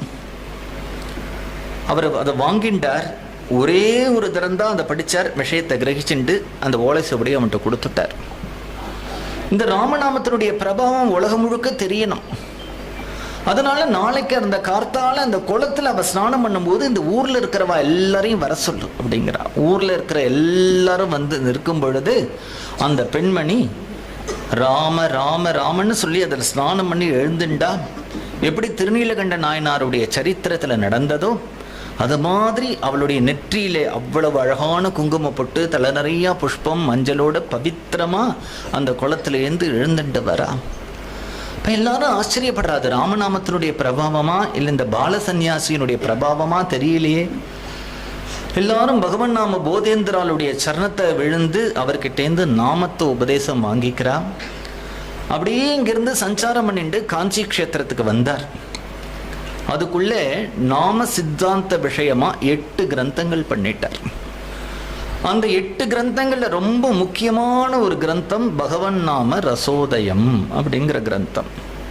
அந்த பகவன் நாம ரசோதயத்தை நீங்க பார்த்தீங்கன்னால் முதல் ஒரு சாப்டர்ல வேதத்துல எங்கெல்லாம் நாமாவை சொல்லியிருக்கு, அடுத்த சாப்டர்ல தர்மசாஸ்திரத்துல எங்கெல்லாம் நாமாவை சொல்லியிருக்கு, அடுத்த சாப்டர்ல இதிகாசத்துல எங்கெல்லாம் நாமாவை சொல்லியிருக்கு, அடுத்த சாப்டர்ல புராணத்துல எங்கெல்லாம் நாமாவை சொல்லியிருக்குன்னு சொல்லி எல்லா இடத்துல இருந்து நாமாவை சொல்லி நாம மோட்சம் தராதுன்னு சொல்றதெல்லாம் கண்டிச்சு பகவன் நாமா மட்டுமே மோட்சம் தரும், வேற எந்த சாதனையும் தேவையில்லை, பிரஷ்டனை கூட பவித்திரமாக்கும், பிரம்மசூத்திரத்தினால எது உனக்கு விஷயமாகுமோ அது கேவலம் நாம ஜபத்தினால மட்டுமே விஷயமாகும்னு வேதத்திலிருந்து சாஸ்திரத்திலிருந்து இதிகாசத்திலிருந்து புராணத்திலிருந்து யாரும் ஆக்ஷேபிக்க முடியாதபடி சித்தாந்தம் பண்ணியிருக்கார். ஆச்சரியமான சித்தாந்தம்.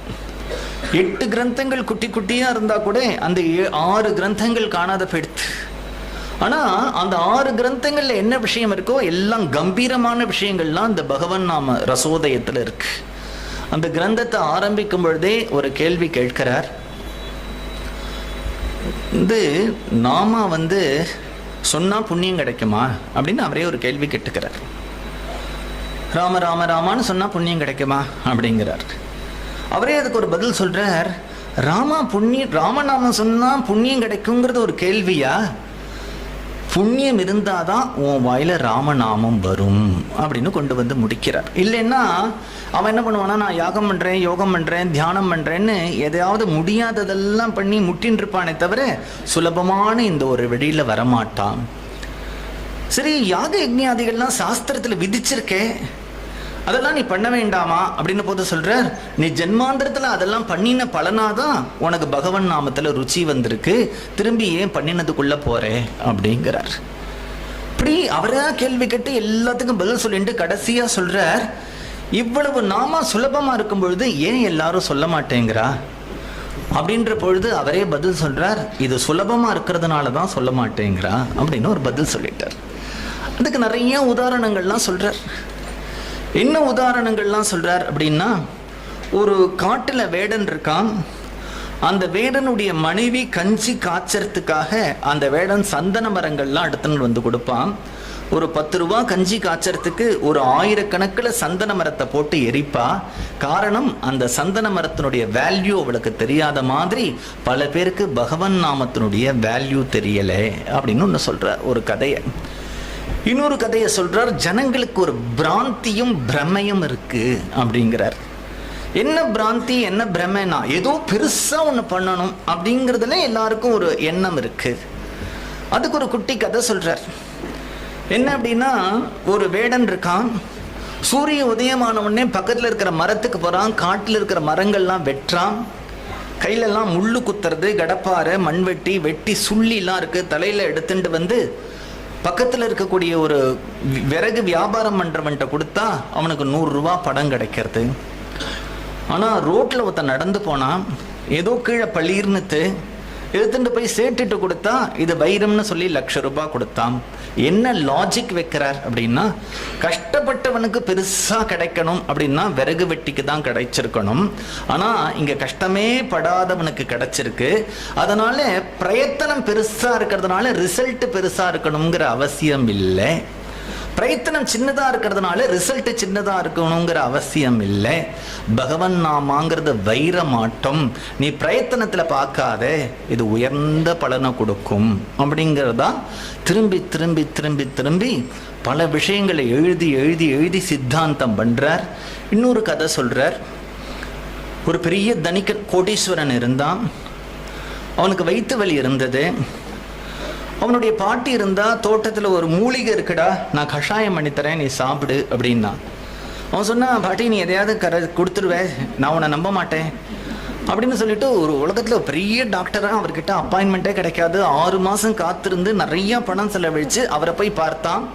அவனுக்கு வயிற்று வலி சரியாக போச்சு. ஆனால் அந்த டாக்டருக்கு சொன்ன கஷாயம் இந்த பாட்டி சொன்ன கஷாயம் தான். ஏன் அதை அவன் சாப்பிட மாட்டான்? நான் பாட்டி சொல்லிட்டான்னு அலட்சியம் அவனுக்கு.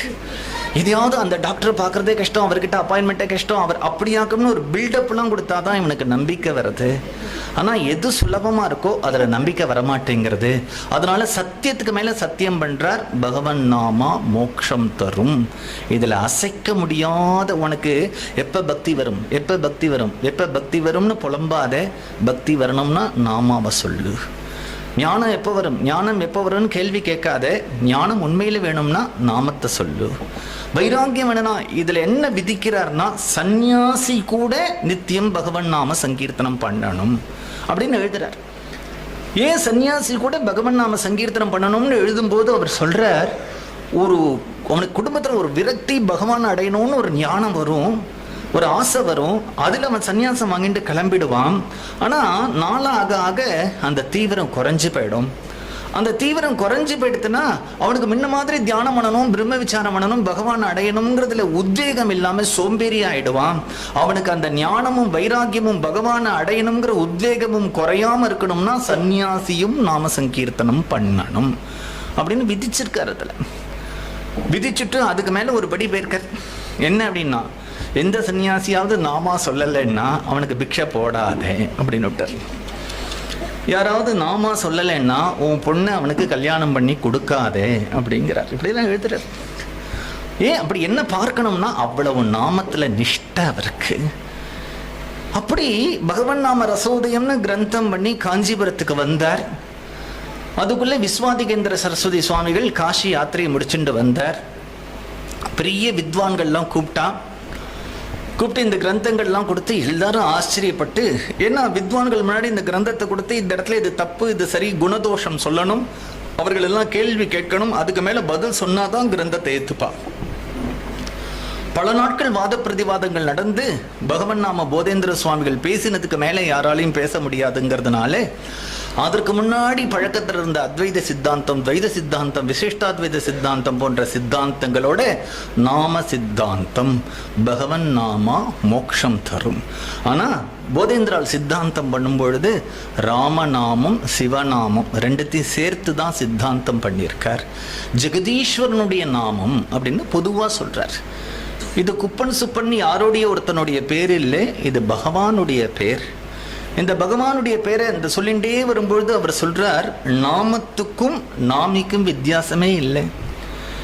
அதில் ஒரு கேள்வி கேட்குறார். இப்போ நம்ம அருணாச்சலேஸ்வரர் கோவிலில் போய் அந்த அருணாச்சலேஸ்வரர் லிங்கத்தை பார்த்து அதுக்கு அபிஷேகம் பண்ணுறோம், அதுக்கு புஷ்பமாலை போடுறோம், அதுக்கு அர்ச்சனை பண்ணுறோம், நீ தான் என்னை காப்பாற்றணும்னு வேண்டுறோம் இல்லையா?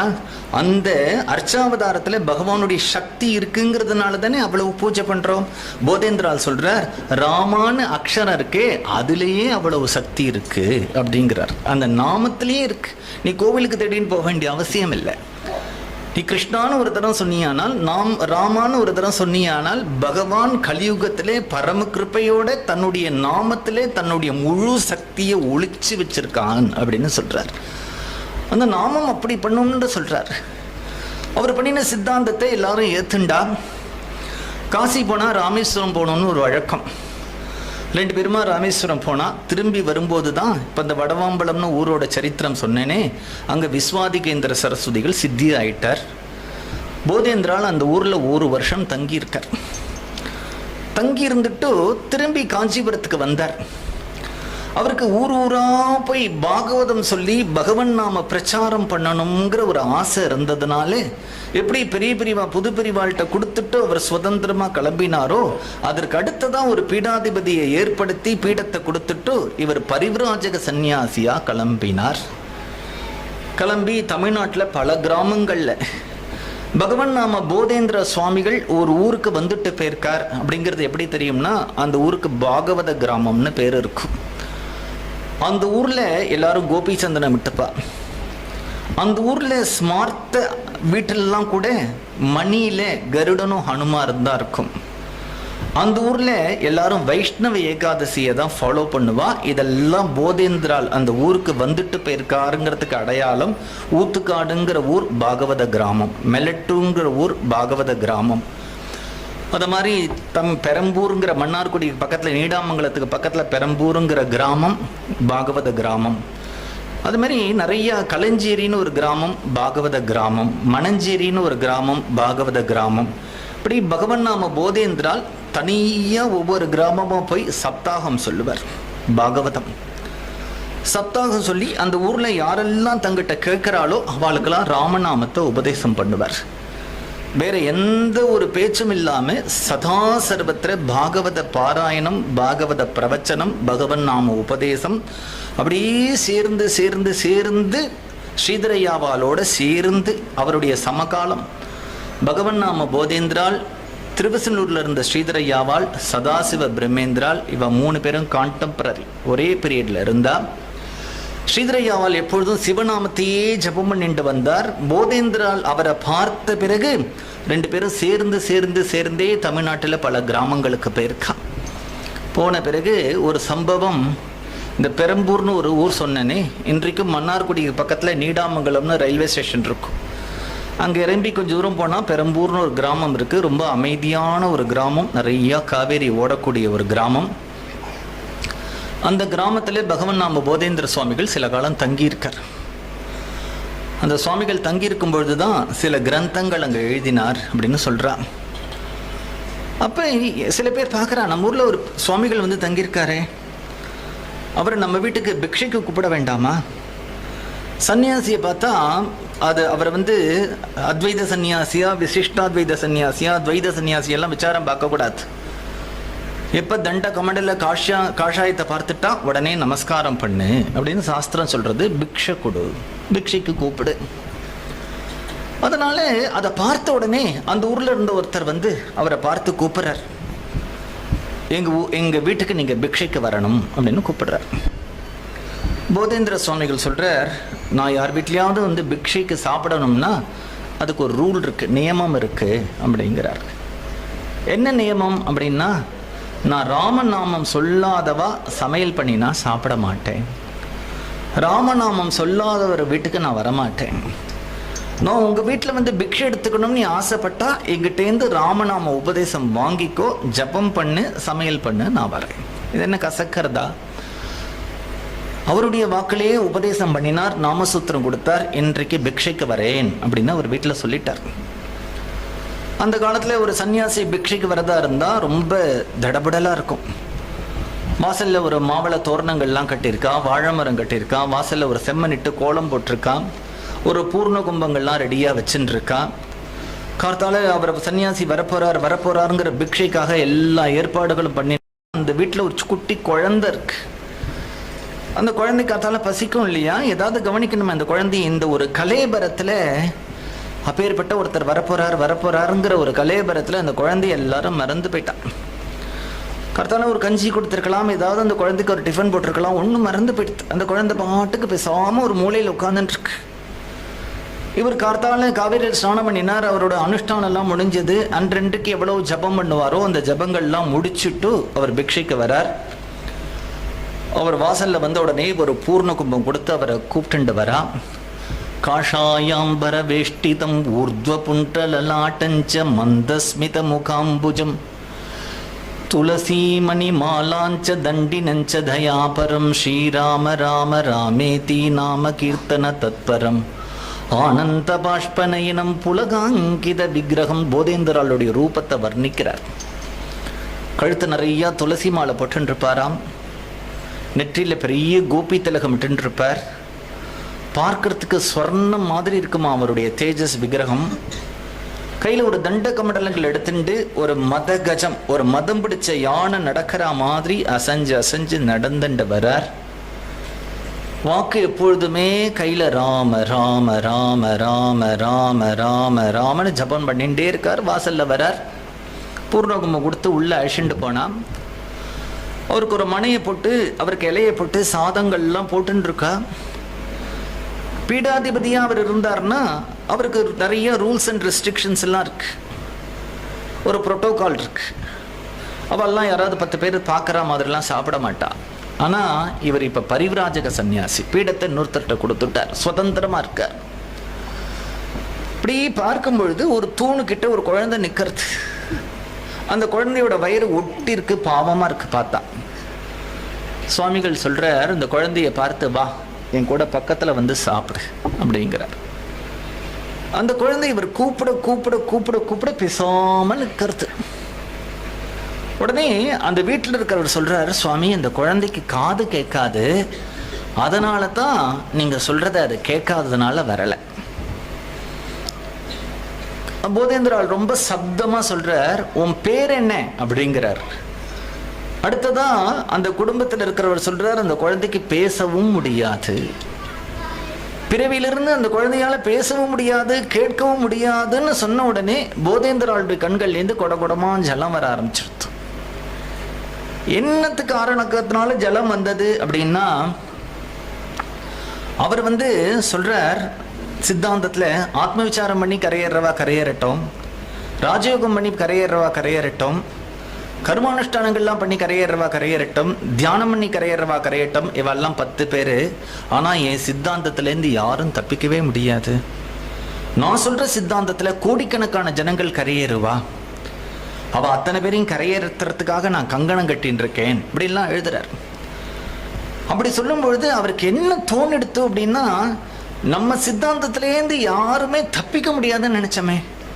ஜென்மால ராமானு ஒரு தரம் சொன்னா போறோம், ராமானு ஒரு தரம் கேட்டா போறோம்னு நினைச்சோம், அவன் கரையேறிடுவான்னு நினைச்சோம். இந்த குழந்தையால ராமானு சொல்லவும் முடியாது, ராமானு கேட்கவும் முடியாதுன்னு நினைச்சதுதான் அவருடைய கண்கள்லேருந்து ஜலம் வந்துடுத்தோ.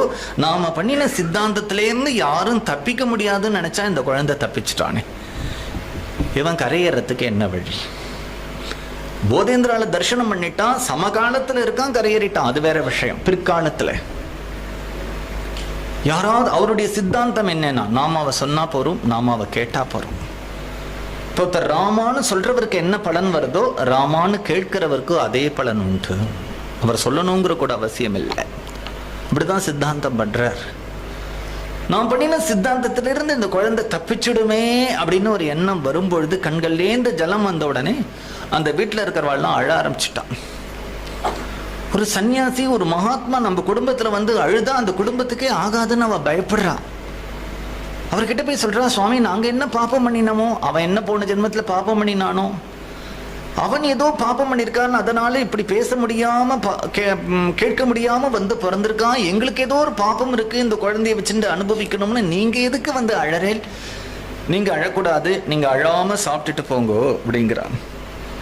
ஏதோ பேருக்கு 3 அப்படி பிக்ஷை எடுத்து வாயில போட்டுண்டார். ரொம்ப தூரம் கொண்டு விடக்கூடாது சன்னியாசிய. அதனால வாசல்ல அவர் இப்படி காஷாயம் மறையிற வரைக்கும் எல்லாம் வாசல்ல நின்னுண்டு பகவன் நாமம் சொல்லிட்டு இருக்கா. இந்த குழந்தை என்ன பண்ணிட்டுனா, கார்த்தாலேருந்து இந்த குழந்தைக்கு ஒன்றும் ஆகாரம் படலையா, நல்ல பசி. யாரும் வீட்டில் இல்லை, எல்லாம் வாசலுக்கு போயிட்டா. இது சாப்பிடலாமா சாப்பிடக்கூடாதான்னு தெரியாது. இருந்தா யாராவது பெரியவா அடிச்சாலும் அடிப்பா, யாரும் இல்லைங்கிறதுனால பசினாலே அந்த போதேந்திரால் சாப்பிட்ட இலையில ஏதோ ஒன்று அன்னமோ வடையோ பாயசமோ என்னவோ இருந்தது. அந்த குழந்தை எடுத்து வாயில போட்டுட்டது. வாயில போட்டுண்டு அவர்கள்லாம் வாசல்ல போதேந்திரால பார்த்துட்டு இருக்கா இல்லையா. இந்த குழந்தை கிருஷ்ணா ராமா கோவிந்தா ஹரே ராமகிருஷ்ணா கோவிந்தா நந்த நந்தன கோவிந்தா ஹரே ராமகிருஷ்ணா கோவிந்தான்னு உள்ளேந்து ஒரு பஜனை சப்தம் கேட்கறது. எல்லாரும் வாசல்ல இருக்கும். சுவாமிகளும் போயிட்டார். உள்ள யார் பஜனை பண்றான்னா இந்த குழந்தை கையை தூக்கிண்டு தன்னை மறந்து பஜனை பண்றான். கண்கள்லேந்து ஆனந்த பாஷ்பம் ஏற்படுறது, மேனி சிலிர்க்கிறது. ஆச்சரியப்படுறான். பகவன் நாம போதேந்திராளுடைய உச்சிஷ்டத்தை சாப்பிட்டுட்டு அந்த குழந்தைக்கு பேச்சு வந்ததுன்னு சொல்லுவா. பேச்சு வரல, திவ்ய ஞானம் அவாப்பியச்ச உச்சிஷ்டான்னம் மகாபுண்ணியம் பக்ஷயாமாச சாதரம். அந்த குழந்தைக்கு அது மகான்களுடைய பிரசாதம்னு தெரியாது. வயிற்று பசி ஏதோ இங்க இருக்கு, சாப்பிட்டது. ஆனா இந்த குழந்தை தெரியாம சாப்பிட்டா கூட அது என்ன வேலையை பண்ணணுமோ பண்ணிடுத்து. அந்த குழந்தைக்கு பேச்சு வரல. ஒரு ஊமை பாலகன் பேசினான், அதுல ஒன்றும் அதிசயம் இல்லை. அந்த குழந்தை காக்கா குருவின்னு சொல்லியிருந்தா. அந்த குழந்தைக்கு திவ்ய ஞானம் அவாப்பியச்ச, பகவன் நாம மட்டும் வாக்குல வரல, ஒரு பிரேம பக்தனுடைய உடம்புல எத்தகைய பாவலட்சணங்கள்லாம் காணப்படுமோ அத்தனையும் அந்த குழந்தைக்கு ஞானமும் வந்துடுத்து, பக்தியும் வந்துடுத்து. ஆச்சரியப்படுறான். அந்த குழந்தை அவரை போய் சேவிக்கிறான். சேவிச்ச உடனே அந்த குழந்தைக்கு தன்னுடைய ஸ்ரீ பாதுகைகளை அனுகிரகம் பண்றார். அப்படியே இந்த ஊர்ல இருந்துட்டு இருக்கும் பொழுது ஒரு நாளைக்கு போதேந்திராள் சாயங்கால வேளையில இந்த காவேரி கரையில் அப்படியே நடமாடின்னு இருக்கும் பொழுது அங்க ஒரு குடிசை இருக்கு. அந்த குடிசையில் இருக்கக்கூடிய கணவனும் மனைவியும் பேசிக்கிறான். அந்த கணவன் மனைவியை பார்த்து ஏதோ கேட்கிறான். நீ இப்படி பண்ணலாமா அப்படிங்கிறான். அவ சொல்றா, நான் பண்ணவே இல்லை அப்படிங்கிறான். இப்படி வாக்குவாதம் போய் அந்த மனைவி சொல்றா, நம்ம ஊர் காவேரி கரையில ஒரு சன்னியாசி சாமி உட்கார்ந்துட்டு இருக்கார் இல்லையா, சாமியார், அவர் சத்தியமா நான் பண்ணல அப்படிங்கிறார். இந்த போதேந்திரால் காதுல விழுந்த உடனே அவருக்கு சுரீர்னத்து. ஒரு குடும்பத்துல நடக்கிற சண்டையிலே நம்ம பேர் அடிபடுறதுன்னா நம்ம இந்த ஊர்ல அவ்வளவு நாள் உட்கார்ந்துட்டோம், உட்காரக்கூடாது, இது தப்பு. அன்னைக்கு அந்த ஊரை விட்டு கிளம்பினார். திரும்பி திருடுமருதூருக்கு பக்கத்துல கோவிந்தபுரம்னு ஒரு ஊர். அந்த கோவிந்தபுரம்ங்கிற அந்த ஊருக்கு ஏன் அப்படி பேரு அப்படின்னு விட்டா, இந்த மகாராஷ்டிரா ராஜாக்கள்லாம் அங்கே ராஜ்ய பரிபாலனம் பண்ணும் பொழுது அவர்கிட்ட கோவிந்த தீக்ஷதர்னு ஒரு மந்திரி இருந்தார். இன்றைக்கும் கும்பகோணத்தில் ராஜா பாடசாலை அப்படின்னு ஒரு பாடசாலை நடக்கிறது. அந்த பாடசாலையை ஏற்படுத்தினவர் அவர் தான். அவருக்கு ஐயன்னு பேர். அதனால இந்த ஊரில் இருக்கிற ஐயன் குளம் இருக்கே, அவர் வெட்டின குளம் தான். இந்த ராஜகோபுரம் இருக்கே, அவர் கட்டின கோபுரம் தான்.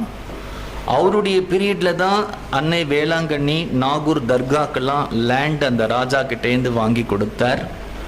மகாமக குளத்தை சுற்றி இருக்கிற கோவில்கள்லாம் அவர் தான் கட்டினார். இன்றைக்கும் பட்டீஸ்வரத்தில் பார்த்தா அந்த கோவில்ல அவருடைய சிலை இருக்கு. கோவிந்த தீக்ஷதர்னு பேரு. காமக்குடி பீடத்தில் மகாபெரிவா இருக்காரே, அவருடைய பரம்பரையில் வந்தவர் தான் அவர். அவ்வளவு பெரியவர் அவர். அந்த கோவிந்த தீக்ஷதருக்கு ராஜா ஒரு கிராமத்தை தானம் பண்ணினான்.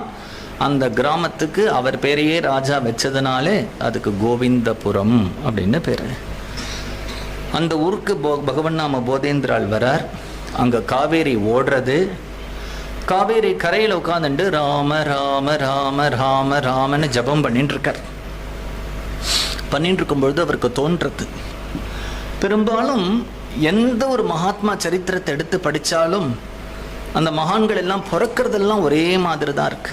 சேஷாத்ரி சுவாமிகளாக இருக்கட்டும், ரமணராக இருக்கட்டும், ராமகிருஷ்ண பரமசராக இருக்கட்டும், யோகிராம் சரத்குமாராக இருக்கட்டும், ஆதிசங்கராக இருக்கட்டும், ராமானுஜராக இருக்கட்டும், மத்வராக இருக்கட்டும், ராகவேந்திரராக இருக்கட்டும்.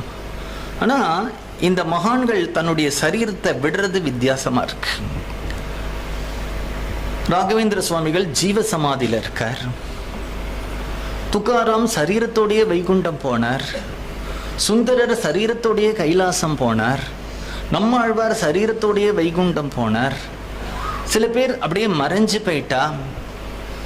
சில பேர் ஜலத்துல போய் மறைஞ்சு போனா ஜலசமாதியானா, அப்படிலாம் நிறைய கேள்விப்படுறோம். பகவன் நாம போதேந்திரால் என்ன நினைச்சார் அப்படின்னா, இன்னும் நிறைய நாமஜபம் பண்ணணும். எதற்காக அப்படின்னா, தாம் பண்ற நாம ஜபத்தினாலே எல்லாருக்கும் நாமத்துல ருச்சி ஏற்படணும். லோகத்துல எல்லாருக்கும் நாமத்துல ருச்சி வர வரைக்கும் தான் ஓய போறதில்லை. அதனால இந்த ஸ்தூல சரீரத்தை விட்டுட்டு சித்த சரீரமா இருந்து லோகத்துக்கு அனுகிரகம் பண்ணணும்னு நினைச்சார். அந்த கிராமத்து சில குழந்தைகள் எல்லாம் அந்த காவேரியில விளையாடின்னு இருக்கு. அந்த குழந்தைகள் எல்லாம் கூப்பிடுறார், இந்த இடத்துல ஒரு பள்ளம் தோண்டு, தாத்தா ஒரு அதிசயம் பண்றேன் பார் அப்படிங்கிறார். பள்ளம் தோண்டின உடனே போதேந்திரால் அதில் போய் உட்கார்ந்தார். குழந்தைகள்லாம் மூடித்து வேற ஒரு பக்கமா வெளியில வந்தார்.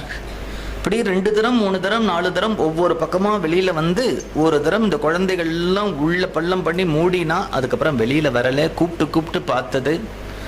குழந்தைகள் எல்லாம் பயந்து போயிடுத்து. அந்த ஊர்ல இருக்கிறவர்கள்ட்ட எல்லாம் போய் இந்த மாதிரி இந்த சன்னியாசி வந்தார், ஒரு பள்ளம் தோண்டு அதில் உட்கார்றேனார். ஒரு தரம் உட்கார்ந்தார், வேற ஒரு பக்கம் வெளியில எழுந்து வந்தார், வேற ஒரு பக்கம் வெளியில எழுந்து வந்தார். ஒரு தரம் வெளியிலேயே வரலன்னு உடனே ஊர்க்காரெல்லாம் பயந்துட்டு ஓடி வந்து அந்த இடத்த தோண்ட ஆரம்பிக்கும் பொழுது, அசரீரியா மேல தோண்டாதே, நான் என்னுடைய சங்கல்பத்தினால இங்க ஜீவ சமாதி ஆயிருக்கேன் அப்படின்னு சொன்னார். அந்த இடத்துல அவருக்கு ஒரு பிருந்தாவனம் வச்சா. இன்றைக்கும் அந்த பகவன் நாம போதேந்திர சரஸ்வதியினுடைய அதிஷ்டானத்துல 24 மணி நேரமும் 365 நாளும் உள்ள உட்கார்ந்துட்டு ராம ராம ராம ராமன்னு ஜபம் பண்ணிட்டு இருக்கார். நிறையா ஒரு காலத்துல அந்த அதிஷ்டானம் தனியா இருக்கும். இப்போ நிறைய கட்டடங்கள்லாம் வந்துடுத்து, மனுஷெல்லாம் வந்துட்டா இல்லையா. இப்போ நிறைய பேர் என்ன சொல்லியிருக்கா அப்படின்னா, அங்கே ராத்திரி படுத்துண்டா அவர் சொல்லக்கூடிய நாமத்வனி காதுல கேட்கும். ஒரு மணி சப்த மாதிரி கணீர்க ராம ராம ராமன்னு கேட்கும். போதேந்திரால் நடமாடுறதையும் நிறைய பாகவதால் ஒரு காலத்தில் அந்த அதிஷ்டானத்திலேயே தங்கி நாமம் சொல்லிட்டு இருப்பான் ஸ்ரத்தையா. அவெல்லாம் நிறைய பேர் பகவன் நாம போதேந்திரால நேரில் பார்த்துருக்கா. உள்ளேந்து அந்த ராமநாம துவனியும் கேட்டிருக்கா. இன்றைக்கும் பகவன் நாம போதேந்திரால இப்படி பார்த்தோமானால் பக்கத்துல பாலகிருஷ்ணானந்தான்னு ஒரு சரஸ்வதி அவருடைய சமாதியும் இருக்கு. 2 சேர்ந்து இருக்கு. இந்த பாலகிருஷ்ணானந்தாங்கிறவர் காளையார் கோவில்னு ஒரு ஊர் திருநெல்வேலி டிஸ்ட்ரிக்ட்ல அங்க பிறந்தார். ஸ்ரீமத் பாகவதம் 24,000 ஸ்லோகமும் 18,000 ஸ்லோகமும் அவருக்கு நொற்று. அது மட்டும் இல்லை, வீணையிலேயே பாகவத ஸ்லோகங்களை வாசிப்பார். அவர் ராகத்தோட வீணையை வாசிச்சுட்டே பாகவத ஸ்லோகங்களையும் கூட ரெசைட் பண்ணுவார். நல்ல சங்கீத ஞானம் உண்டு. நிறைய கீர்த்தனைகள்லாம் பாடுவார். அப்படி இருக்கும் பொழுது இந்த பக்கத்துல மணஞ்சேரின்னு ஒரு ஊருக்கு வரார். அவர் வந்து ஒரு வீட்டு திண்ணையில தங்கியிருக்கார். கார்த்தால பொழுது விடியறது. அந்த வீட்டு பெண்மணி வாசல்ல வந்து சாணி தெளிச்சு கோலம் போடுறா. உள்ளிருந்து தன்னுடைய கணவரை கூப்பிடுறா, சீக்கிரம் வாங்கோ, எதிர்த்த வீட்டு திண்ணையில ஒரு சன்னியாசி உட்கார்ந்துட்டு இருக்கார், ராத்திரி எப்போ வந்தார்னு தெரியலே, நம்ம 2 பேரும் போய் அவரை சேவிக்கலாம்னு கூப்பிடுறா. உள்ளிருந்து அந்த கணவன் குரல் கொடுக்கிறான், அவர் பகவன் நாமம் சொல்லின்னு இருக்காரா சும்மா உட்கார்ந்துட்டு இருக்கானா அப்படிங்கிறார். இந்த சன்னியாசி காதுல விழுந்தோடனே தூக்கி வாரி போட்டது. பகவன் நாம சொல்லிட்டு இருக்காரான்னு பகுவச்சனம், சும்மா உட்கார்ந்துட்டு இருக்காரான்னு ஏக வச்சனத்துல பேசுறாரே.